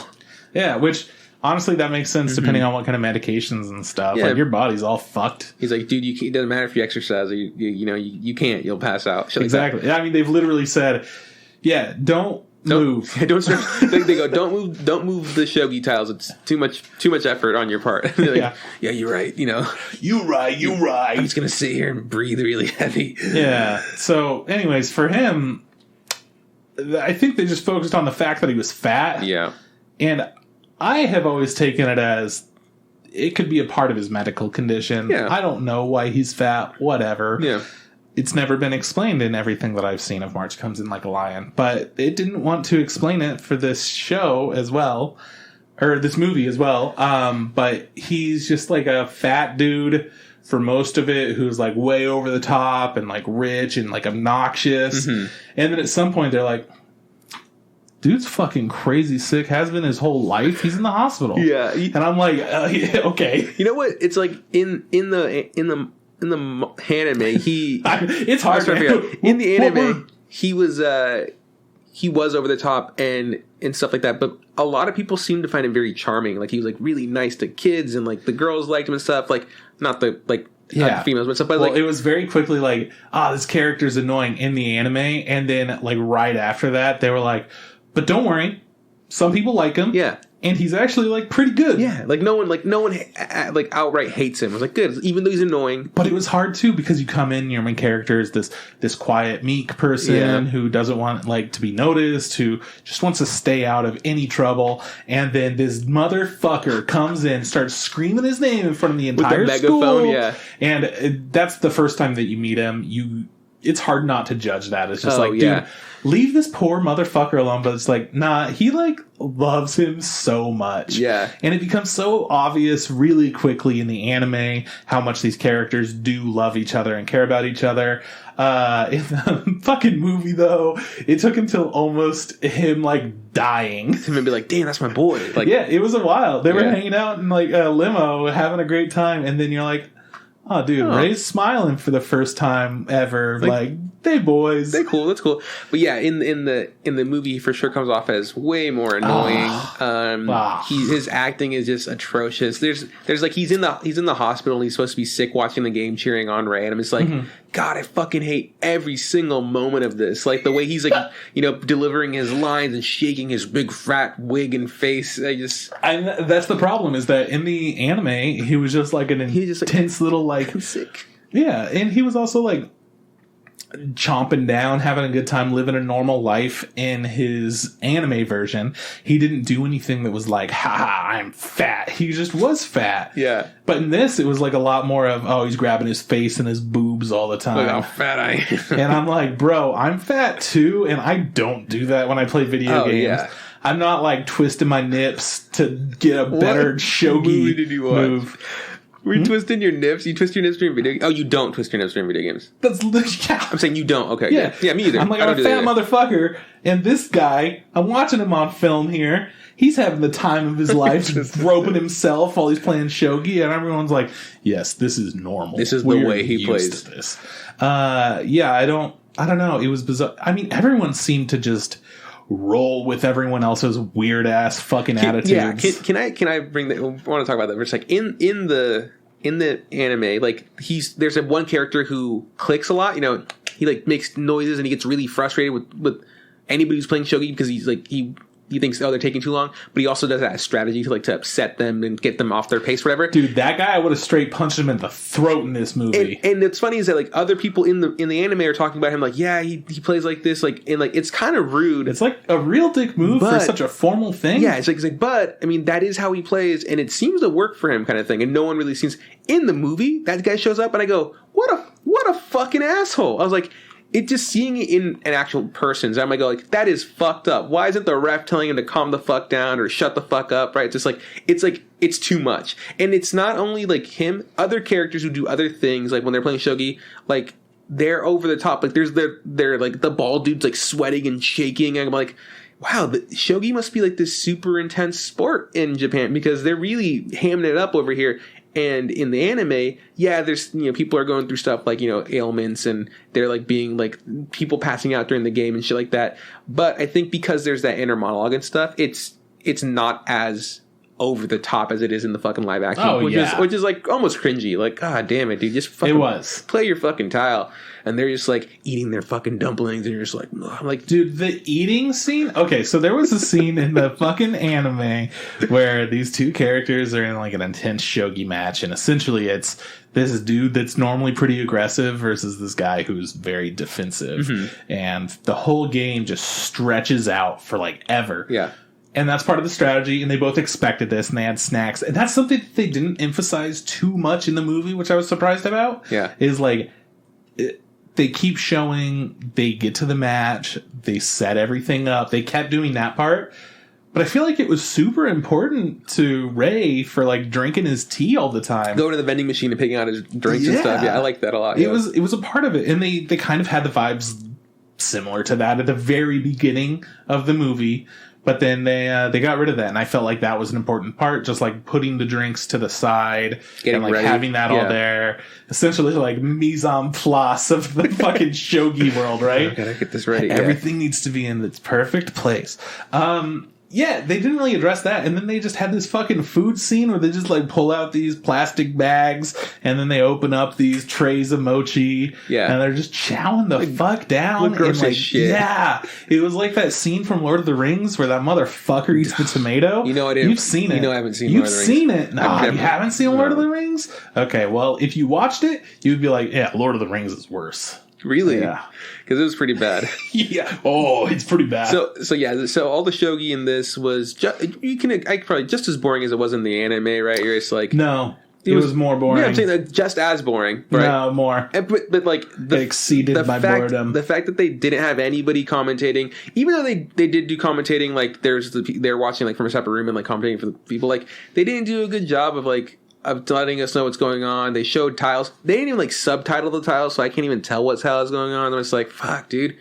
You got to know the game. We don't know the game. We know everything about Munchkins Like a Lion, so they also didn't even show us the characters. It was crazy. Yeah, I can't wait for part 2. Yeah, okay, so what else? I just want to like everything that's not immediate to what like happens in the story. Yeah, okay. They introduced, well, I guess, never mind. They didn't introduce a character that wasn't even, like, in the anime at all. Yeah. Which we had talked about before the podcast. There's an aunt character. There's aunt, whatever you want to fucking say. Character in this that who doesn't have any substantial role at all. I don't know why she was there. She's in the anime a couple times. Like, you know, they make it a point to show her or whatever. But you pointed out that she's just there all the time. And I was like, really? He's like, yeah. But she doesn't really do anything. She's just a part of the family that they never address. Like, why does she live there too? What's the deal? They don't actually address much in this movie, so it's not the biggest critique. They do. They're like, my family's dead. My family's dead too. Yeah. But they're in a mochi shop. They're in a sweet stop. Well, what is it? What are they making? They're constantly whisking. They're making stuff. Doing weird stuff. They're making shit. And they have these like gooey, doughy treats. Mm-hmm. But why? Why is it there? Why does everyone in the family work there? Like, how is that okay? Is it a weekend? We don't know the like timeline of anything that's happening either. Where's the aunt? Where's the lion? Where's the march? Where's the march? No, I guess I don't know why they would add the aunt. You said maybe because they wanted like another female presence or whatever. Maybe they. I don't think that was it. Maybe they needed. I don't know why. Maybe the actor is like someone important. And they're like, hey, we need to get this lady a job, and they got her in there. I don't know why they included. She didn't do anything. But they got rid of her favorite character. They did get rid of a character. They got rid of the science boy, which is a bummer. Which makes sense why they didn't put him in. He's more or less like a gag joke in the anime. But he's also he's an important character, I think, at the same time. But you couldn't make the same joke, like giving him a mustache and making him look like an adult, people confusing him with the teacher. That would have been pretty cringy. But he is a good character because he essentially becomes one of Ray's friends, and he's a nice guy. He does a lot of important things in the anime, and he was snubbed from this. But because he doesn't exist, that completely changes the role of the counselor, who you pointed out doesn't actually need to be there anymore. He shouldn't be there. He was going to school. The creepiest character in this movie. Yes. So in the anime, Ray doesn't really go to school because he's just over it or whatever. And the counselor convinces him to come to school because he needs to. If not, he won't pass. Just like, bro, you're mighty depressed. School will be helpful. Just trust me. Also, your attendance is awful. If you don't start coming, you're not going to graduate, which is a problem essentially. But Ray was already going to school. Ray was already at school. So why do we have to have that talk? I was so confused. They didn't. They didn't. They didn't have that talk. Instead, he was just like, "You make more money than me." Yeah, which I think they might have mentioned in the anime. They talked about. Yeah, they did, but it also wasn't like it came off differently. I bet you make more money than me, huh? Yeah, it was hey, you probably make a lot lot of money for your age. Is that like that's a lot of pressure, right? Like, yep. Yeah, and then they talk about the pressure that he has to deal with in his life, his depression and shit. That's what that conversation was, instead of just like, yep, good life. Instant ramen. Yeah, he's eating his fucking noodles. Yeah, great. That guy that's funny. I guess he really wasn't necessary. We see him later, just like... He said some creepier shit. I don't remember. He was weirding me out. We see him, like, reacting to Shogi on TV, but we see a bunch of, like, side characters just reacting to Shogi on TV. Like, someone will drop a towel, and then you see cuts of people going, what? Yeah, except there are a lot more people that have a lot more investment in it than he does, because he doesn't even fucking like our main character, essentially. Yeah. He's just like, I feel sorry for you, dumbass. Get some friends, you fucking fuck up. It's so weird. I didn't like him, but I will say, they did something that I thought was a better choice than the anime. Which was? Ray looks like he's a more similar age to Hina. He does look... Okay, yeah, he looks younger. He looks younger, she looks older. Yeah. It doesn't make me feel as weird about him having feelings for her, which isn't in this movie. The second movie addresses that stuff a lot more, I think. We've talked about this because of the whole like age difference and stuff. Yeah, I still think it's weird, and I always will. Yeah, I think he's supposed to be 16 doing 17, and she's younger. And I know 3-ish years younger. Yeah, and I know that like it's in the manga they become a thing, but in the anime they're working on becoming a thing. In this one, we don't see any of that, which is kind of nice. It's just because like cool. The next one you will though. Yeah, not that having an age gap between you and your partner is wrong or whatever. It is when you're a child. It is. Yeah, that is an issue when you get around that age. It's very weird when people are young, when they're like 16 to 20. That whole area is still like a child, essentially. Mm-hmm. So, I mean, if they get older, they can do whatever they want. But right now, I'm glad they're not, doing nothing inappropriate. Everyone's just doing their own thing, learning about who they are. I think they made her look older because Ray still, in my opinion, he's just a grown man pretending to be a high school student. I think, but I mean, he looked the part, I guess. He didn't have the frog lips, which I was kind of bummed out about. None of them had the frog lips. The child version of him had some pretty solid expressions. Yeah. I was like, damn, because they did some flashbacks in this movie. And when they did the flashback of child him being like yelled at and bullied, he's making this frowny face that I was like, I could see that in the anime. Yeah. This kid is nailing it. Not like a regular kind of human response, but like an I know that anime expression, dude. That kid's so good at frowning. Holy shit. That's how he got hired. What do you think of the child actors in this movie? Because there's a few of them. There's all the flashbacks, and we get Momo and stuff. Like the old I miss mom. That was okay. She didn't throw a big old fit. I thought that was pretty realistic of just a kid being like, bro, man, I miss dead mom. Bro, man, I miss dead mom. I remember her saying that line in the anime and going like, damn, that was really heavy-handed. Yo, bro-chan, I miss mom. Yeah. So you get it. I'm going to get that down in my chest. Get it? Bro-chan, I miss mom. Yeah, so there was that shit. But I think that they handled it pretty realistically in this movie. Yeah, I think they did the best they could just because, like, I think Momo in this show is, like, one of the most adorable characters ever, right? Yeah, she's great. So, like, it's, like, how do you embody that in real life? Because kids aren't that adorable. Like, it's impossible. But she did good. All her lines, they weren't, like, huge lines, but she limited. She nailed them, you know? She did great. Yeah, for being a child actor. I think that the other kids did really good, too. Because they had several different ages too. They had to go through like, oh yeah, pure child, and then like you're like kind of a preteen, and then into just now you're where you're at, kid, but you're not an adult. Yeah, you're not an adult yet. You're not an adult child. You're just a child. When she was bullying him and calling him Zero, that kind of made me feel bad. Like, God, that's fucking mean, bro. Yeah. Making kids cry. Not cool. Not cool. She was a bitch. His stepsister, total bitch. But, I mean, in the anime... Again, not really her fault. She was a bitch in the anime, so it's fine, you know? I don't think it was her fault, though. I think that it's her fucked up parenting. I'm pretty sure her father was doing the best he could, and she didn't have the goods to be a Shogi master, so he fucking cut her, dude. Dunk out the goods. Out of here. Imagine pitting your kids against each other and being like, that's pretty nuts. You're punished. I'm going to do this thing that seems like you're not punished. Yeah. But really, it's just like to punish you by them punishing you and you punish them. Like, fucked up psychological stuff. Not also just pitting your kids against each other, but also bringing in a better kid to then add to the fights. You go, hey, I brought a ringer. Good luck. That's the thing. Yeah, that's pretty heavy. Hey, man, my best friend died. Took his kid. I got his kid. He's better than you guys. So. Imagine if he would have asked Ray, like, hey, Ray, you like shogi? And Ray goes, nah, I'm good. And he goes, all right, cool. And he just like leaves, doesn't take him with him. It's like, don't like shogi. He said, no-gi to the shogi. Peace. Yeah, fucking no good at shogi. Yeah. It's... Okay, so breaking down how this movie went in order of plot and stuff, aside from just the little things that we're picking out here and there. Are you ready to do that? All right, so the movie opens up with Ray at his parents' and his family's funeral. Yeah. The rest of his family's there. It's like there's like some chant stuff going on. It's got like a very intense ceremony vibes. Yeah, they had an open casket, which I didn't know if that's actually a thing that they do in Japan, but that was usually when we see funerals in anime and stuff, it's just kind of like a casket and like a photo. You should watch Departures. No, I'm good. I don't want to watch that. Okay. Sounds like it's going to be sad. Wow, it's okay. Yeah. It's about a guy who, he's an undertaker. No, I'm going to pass. And he, like, dresses up the bodies and, does all the makeup and stuff for terrifying. Open casket funerals. One of the first scenes is him getting a body ready.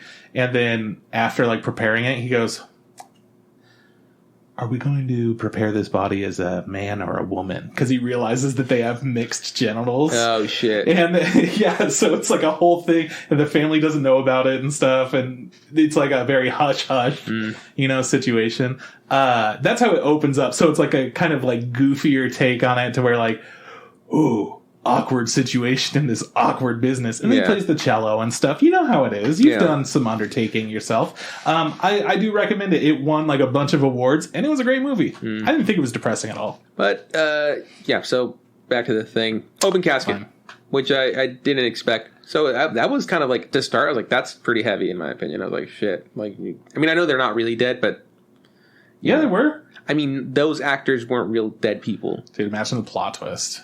They were dead the whole time. Yeah, like, oh yeah, we gave you to this guy because we saw your potential faked our death, and then went and lived our lives because we just didn't need you. Exactly. You were too good at shogi. I couldn't raise you. Like, what you didn't know is we get most of the money from your winning.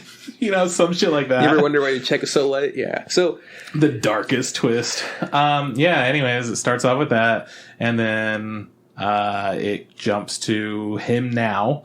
And he's just walking down the street for like 5 minutes. Yeah, it's that quiet period you were talking about. Where like there was no dialogue for like 5 minutes. Yeah. And then there was like a little bit said by other people.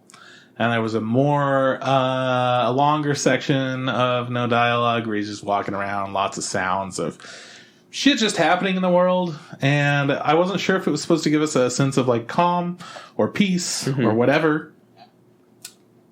13 minutes in, and Ray, our main character, says his first line. It took a long time. It was interesting why they would make you wait that long. I don't think that there was any good reason behind it. I think it was a director thing, but I don't think it accomplished anything. Yeah, was it he spoke when his stepdad was playing? Was that when he spoke for the first time? I don't remember. I think that might have been it, but he just said like one line, and then it just skipped over him for a while. Yeah, I mean, that has to be a director's choice because like that's not what happens in the anime. Like, it's like, for sure there's people talking. It was a director's choice, but what did it accomplish? What was the purpose of it? Was it just like, I just like these? They want to be artsy about it. Because for me, I'm like, this is a dense show that does have a lot of artsy moments. Yeah. But they got rid of all of those to give it a more like raw, realistic take on how this character would be instead of the raw, realistic, fantastical at the same time take. Just like showing you how it feels using different imagery. In this, they were like, yeah, you said whatever. That doesn't matter. That's not part of the story. Maybe that's not the focal point of the anime. Maybe his thought was like, hey, instead of like showing characters backstories, introducing them, and getting a good handle of these characters, let's just have them not talk for 5 minutes or 13 minutes, and they go, yeah, that sounds good. That's yeah. I've spent time with this person, not saying anything. We know who they are now. To me, it feels like when you're on an airplane or a bus or a tram or something like that, and you're just chilling. There are other people around you. And 5 minutes later, they're gone. Yeah, right? That's what it felt. Yeah. Yeah, I'm just sitting there and I'm like, I don't know who this guy is yet. I know who he is because of the anime, but I don't know what they've done with his character in this. He hasn't talked. I still don't know who he is. Mm-hmm. And then once he talks, it's like, oh, that's who he is. Mm-hmm. Well, I had a different idea during those like first 13 minutes of it would have been cool to the movie. Yeah. But no, he doesn't even say anything substantial when he first talks. It was an interesting choice. I don't think that it did anything positive for the movie. And those are the kinds of things that I like a lot. That's how Liz and the Bluebird starts, and I fucking love that shit. Maybe it's just a case of swing and a miss. Like he thought he thought he was going to like convey this emotion, and it just fell flat. So that was quickly where I realized, oh, he doesn't know what he's doing. Maybe he took that scene that was at a different point, and they put it right at the front. Yeah, and then a weird extra scene of just walking. And then shogi. And we were there. Yeah. And I was like, yeah, this is more similar to the show, I guess. When it started off with the funeral, I thought maybe like, oh, maybe my copy's fucked up. Like maybe it started in the middle or whatever. Yeah, because it's not easy to find this. No, yeah. I think it was like syndicated for television. I think I had a theatrical cut maybe or whatever. But it had a preview at the end. Did it? I mean... You didn't watch it. No, I didn't watch the preview. Yeah. If it is for television, I'm going to say the production of that's really good for being in television because we've seen some pretty bad shit for television. Yeah, interesting. I mean, they could have shot them back to back, I guess, right? They could have done that too, and then had a preview for the second half. Kind of like Stephen King's The Stand. That fucking thing is giant. Couldn't finish it. It was all made for TV, but that was like 6 or 8 hours. Was it something like that? Yeah. They made it like a TV special. It wasn't like this is a show. Mm-hmm. Enjoy. It was just like, no, this is like a cinematic TV special thing. Wow. It's like an hour-ish for each episode. Is it like that too? Whereas like originally was just a movie on TV. It wasn't an actual movie they released in theaters. Mm-hmm. That's why there's parts of it and shit. Mm-hmm. Yeah.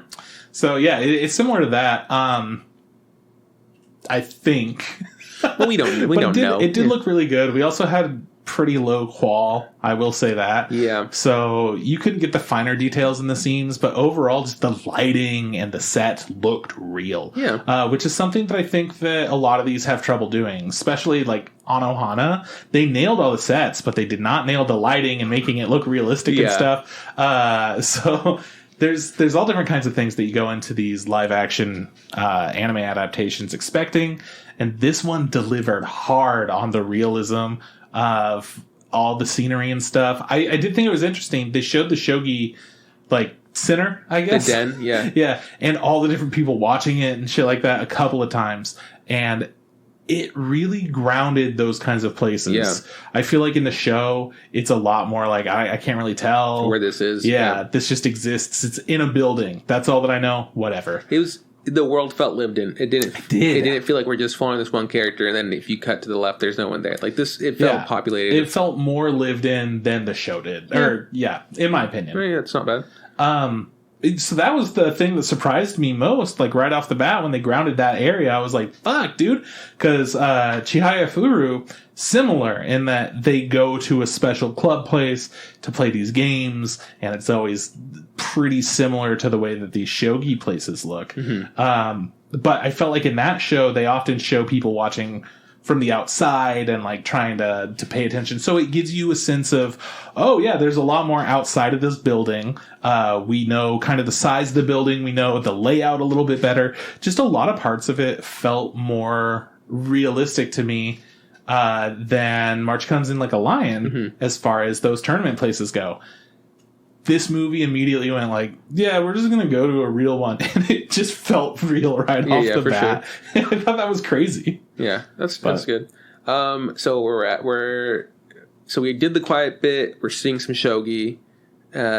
He just plays shogi for a bit, or does he beat that guy and then gets drunk? And then that's how he meets the family pretty soon? Yep. Is that what happens? Yep. In the anime, didn't he already know the family? Like, we saw that. That was a flashback. Yeah, we saw a flashback of him getting sick and drunk or whatever. It was like him with the family, and then he's like, yeah. Anyways, I met them by being kind of fucking intoxicated. stupid. Yeah, like the relationship was already built in the anime, and in this one we saw it from the beginning.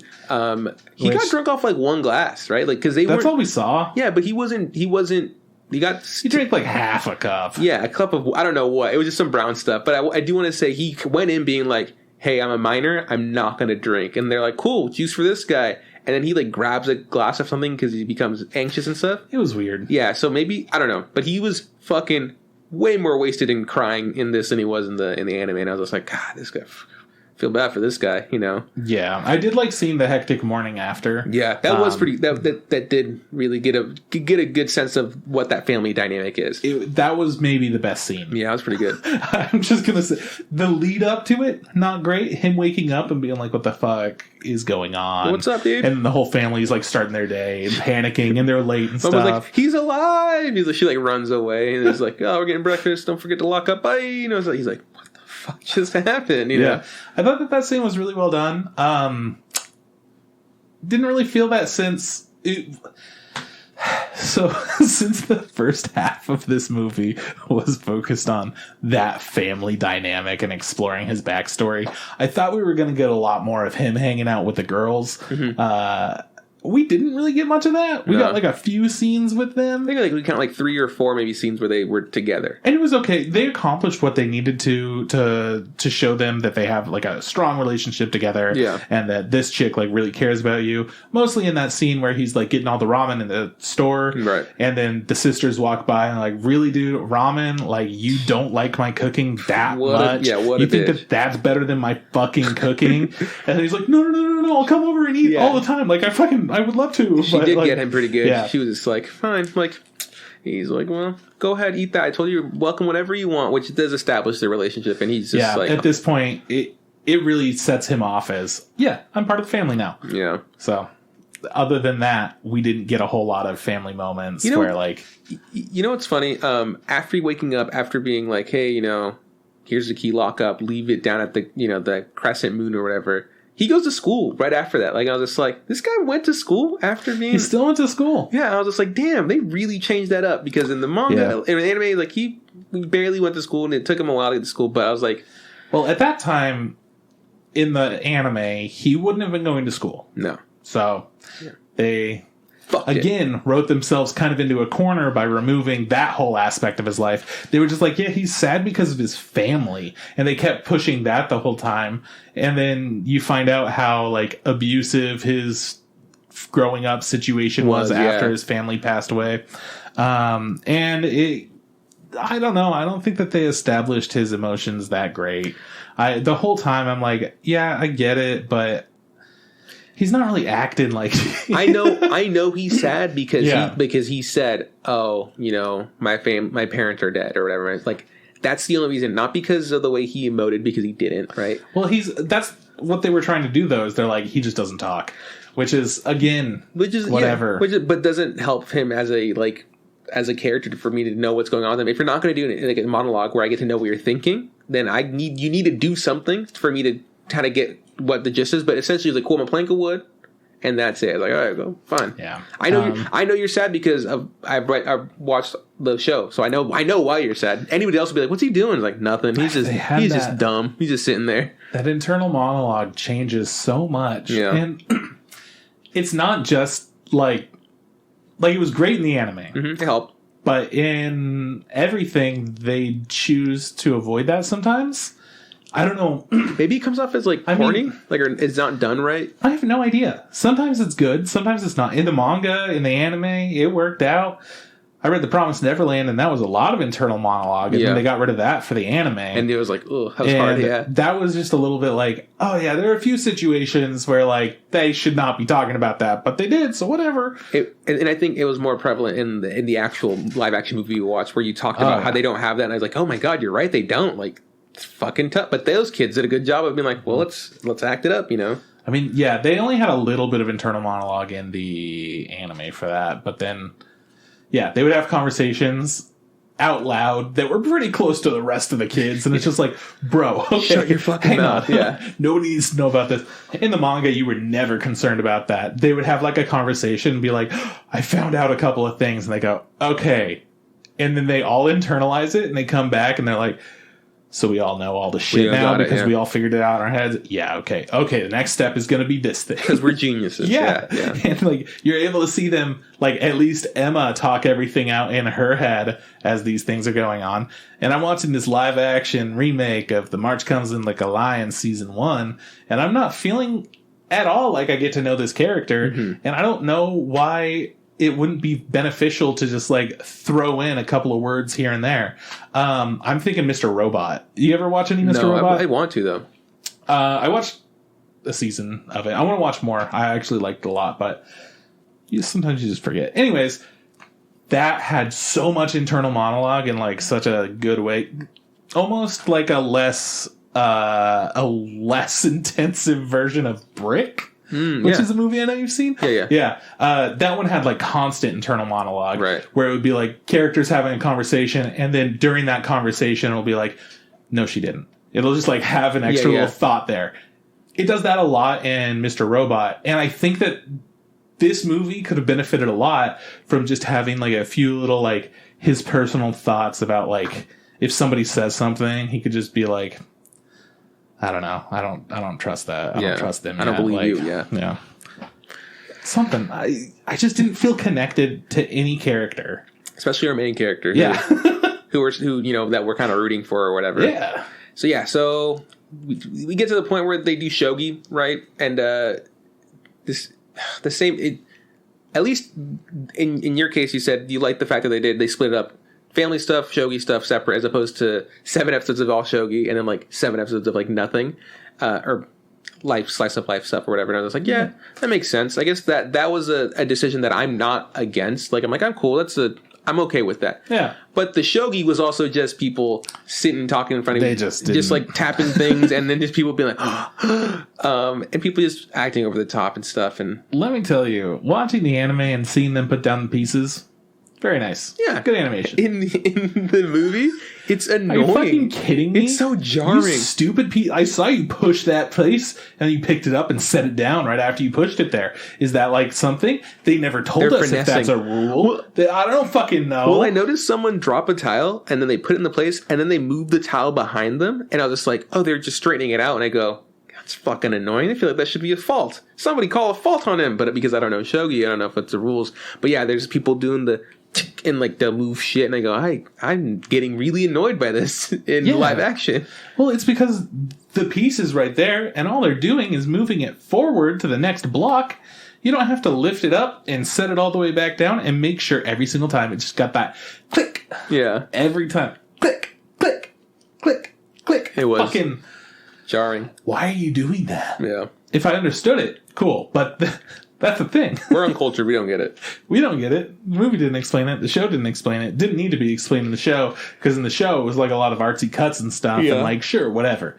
That's just the sound that they use to show you that there's gameplay happening, that you might not be able to see it. Yeah. It'll be like a close-up of their face and we'll click, clack, clack. Cool, 3 moves were made. I understand. And then someone's just sweating intensely or drinking their water. Yeah, in the anime, because they can cut and like he'll be playing the game, and then he's just like, I feel like I'm in water, and we see like the water cup, shit, whatever. I'm like, and it looks really nice. I go, wow, that's gorgeous. It really made me miss any time there's any fantastical element in the show. Like, which is why I feel like this live action movie was made for TV. Yeah, because they didn't have the thing. Yeah, maybe they didn't have the budget. They're like, well, it's like we can if we don't talk for the first 13 minutes, we can afford to make this movie look the way it looks, but we can't do any special effects. We can't do anything that looks remotely cool. Or maybe they saved the budget for the second half. You don't know.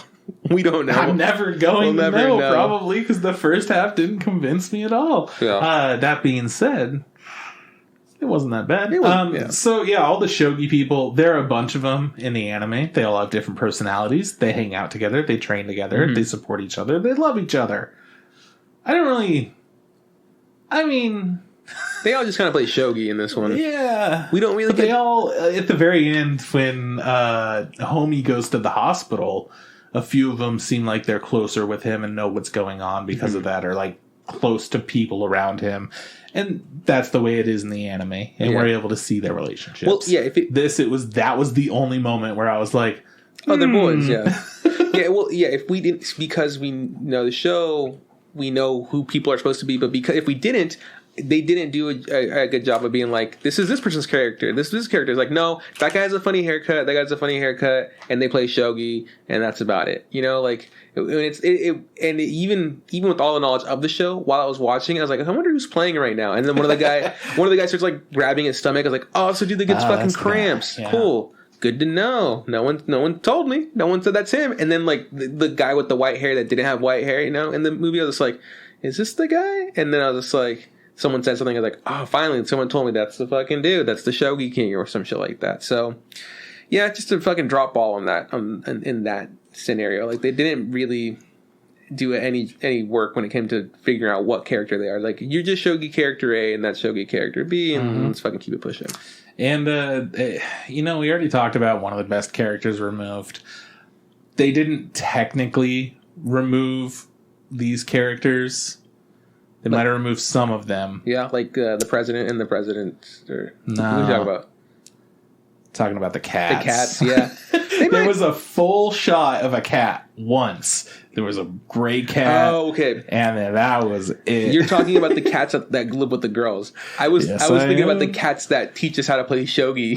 I was like, you're right. Those cats aren't in there. No, I'm talking about the characters, not the tutorial cats. Those cats are pretty funny because they have internal monologue in the fucking show. They do. They're like, give me. I need that. Oh my god, fish! Are you fucking kidding me? Fish! Okay, whatever. Yeah. Just like the next second. We do see one cat for a split second. Yeah, and it was sitting there, and it looked like a cute cat. Yeah. They were like, don't worry, the cats are here, you guys. Anyways.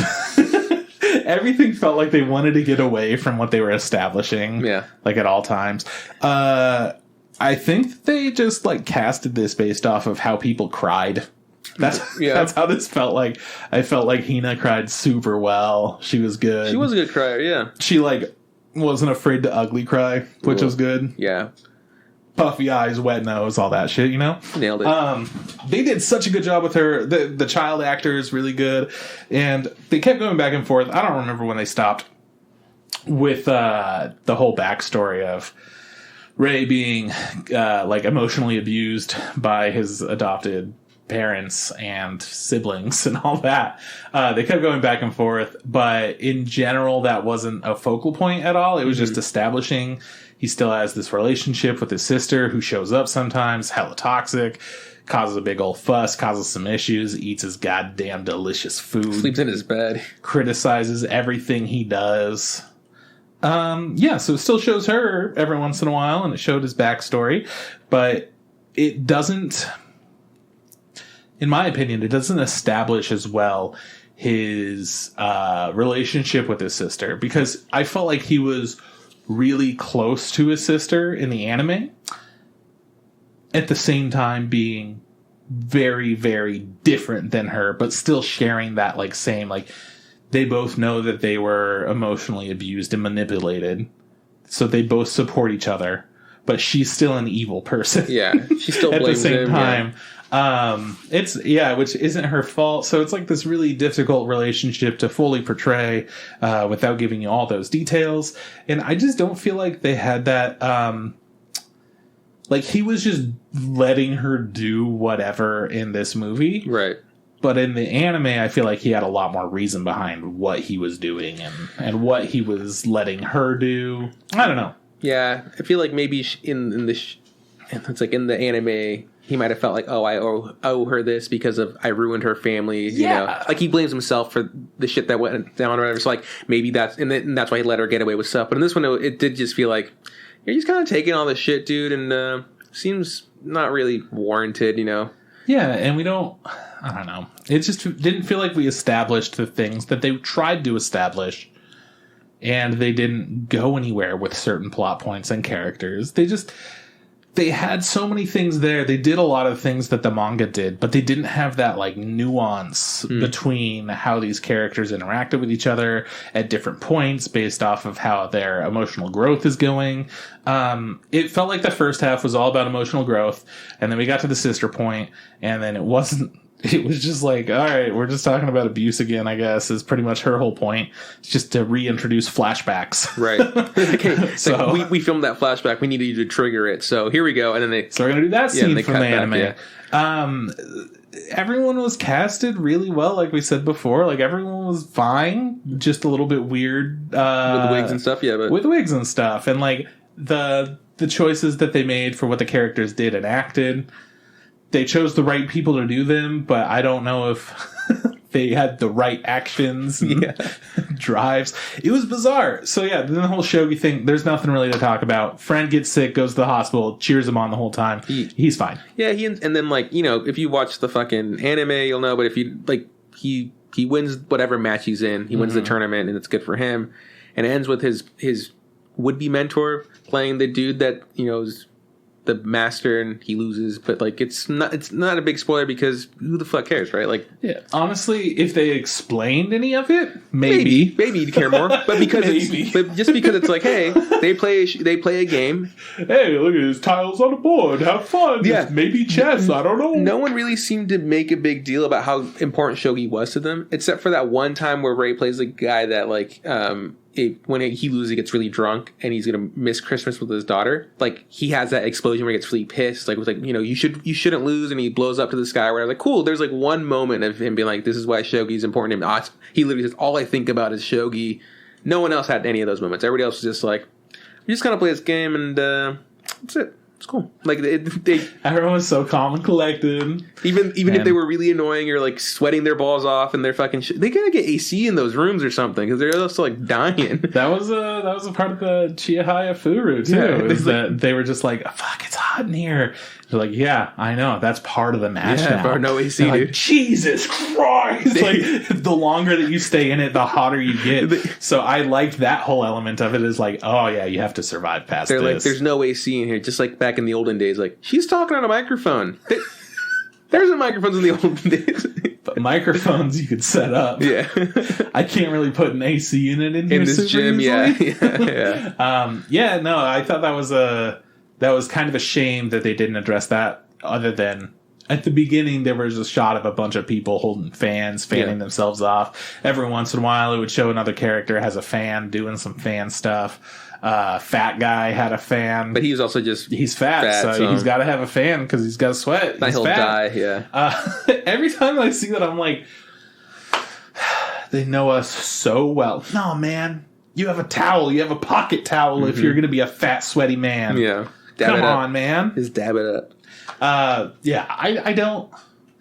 don't know. A lot of choices that they made were weird. They wanted to give you some information, but then they didn't follow through.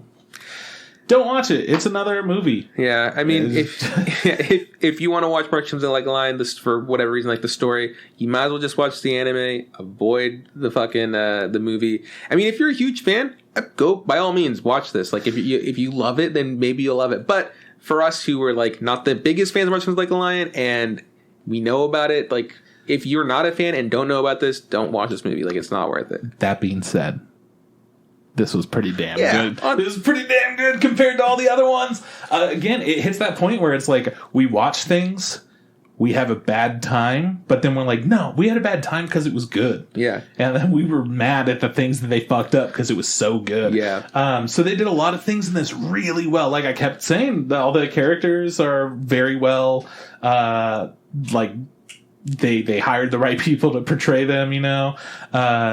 Really solid shots, a lot of really clean looking city shots, which is a little hard to do, I think, for live action remake stuff. Also, the frame rate at certain things, this was a lot more comfortable for American audiences that are used to this kind of a frame rate, opposed to the faster, more fluid, lifelike looking, not as cinematic. That you usually get, yeah. What do they film at in Japan? I always forget. Wasn't it 60 or like 40? They do something. It's like you're the one that brought it up. That it's off, but it is different. Mm-hmm. I don't know. Whatever. They just want to capture more live. So this is a lot more comfortable for American audiences. So watching it, I was definitely able to be more into the just directing of this whole movie. The shots, the scenes all made a lot of sense.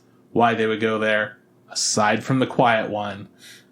But the quiet one, it looked nice. Everything about it was nice. It just didn't serve a purpose, which is something that's really hard to do with a lot of movies. I think people forget that they're not just telling a story through like dialogue and stuff. They're also telling a story through the camera work. It just didn't feel like that was there. So it lacked a certain amount of passion and care that would have set this above other things. Yeah. There was so much lacking from it that it was really noticeable as a fan of the show, but also as a fan of the show, it did so many things right. They did pretty good, yeah. They did so many things right. Kind of like the same way, like we do not like the live action Anohana, but they did some pretty good stuff. Some good shit in that, man. Like, they had some really good shit. I was like, nice, dude. They even got her scrunchies the right way. Fucking look at all those stars, dude. Like they got the writing on his shirt, shit like that. Yeah. So. Yeah, because we're not here for it's not the compelling story. We're saying how accurate it is to the movie and how much we enjoyed it. So that's just how we rate it. Pretty good. So I think we talked about this before, but you said you were going to place this above I Am a Hero for yourself, right? Yes. So your list goes Erased, Netflix series, and then March Comes Like a Lion, and then I Am a Hero. That's like that sounds good for you. That sounds good for me. Yeah, and the reason I go with that is, well, the Erased fucking live action Netflix series. It's like the best thing ever. Are you fucking kidding me? Yeah, there's nothing wrong with that. But then you go into I Am a Hero, and it's like, yeah, there are some things in it that I didn't think looked too great. I didn't really care about any of the characters.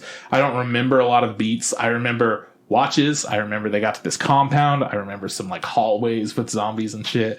I remember a lot of parts about it, but it wasn't super memorable in a lot of ways to me. It didn't do anything that was like, oh yeah, this zombie thing is different than other zombie things. It just felt pretty like par for the course. Right.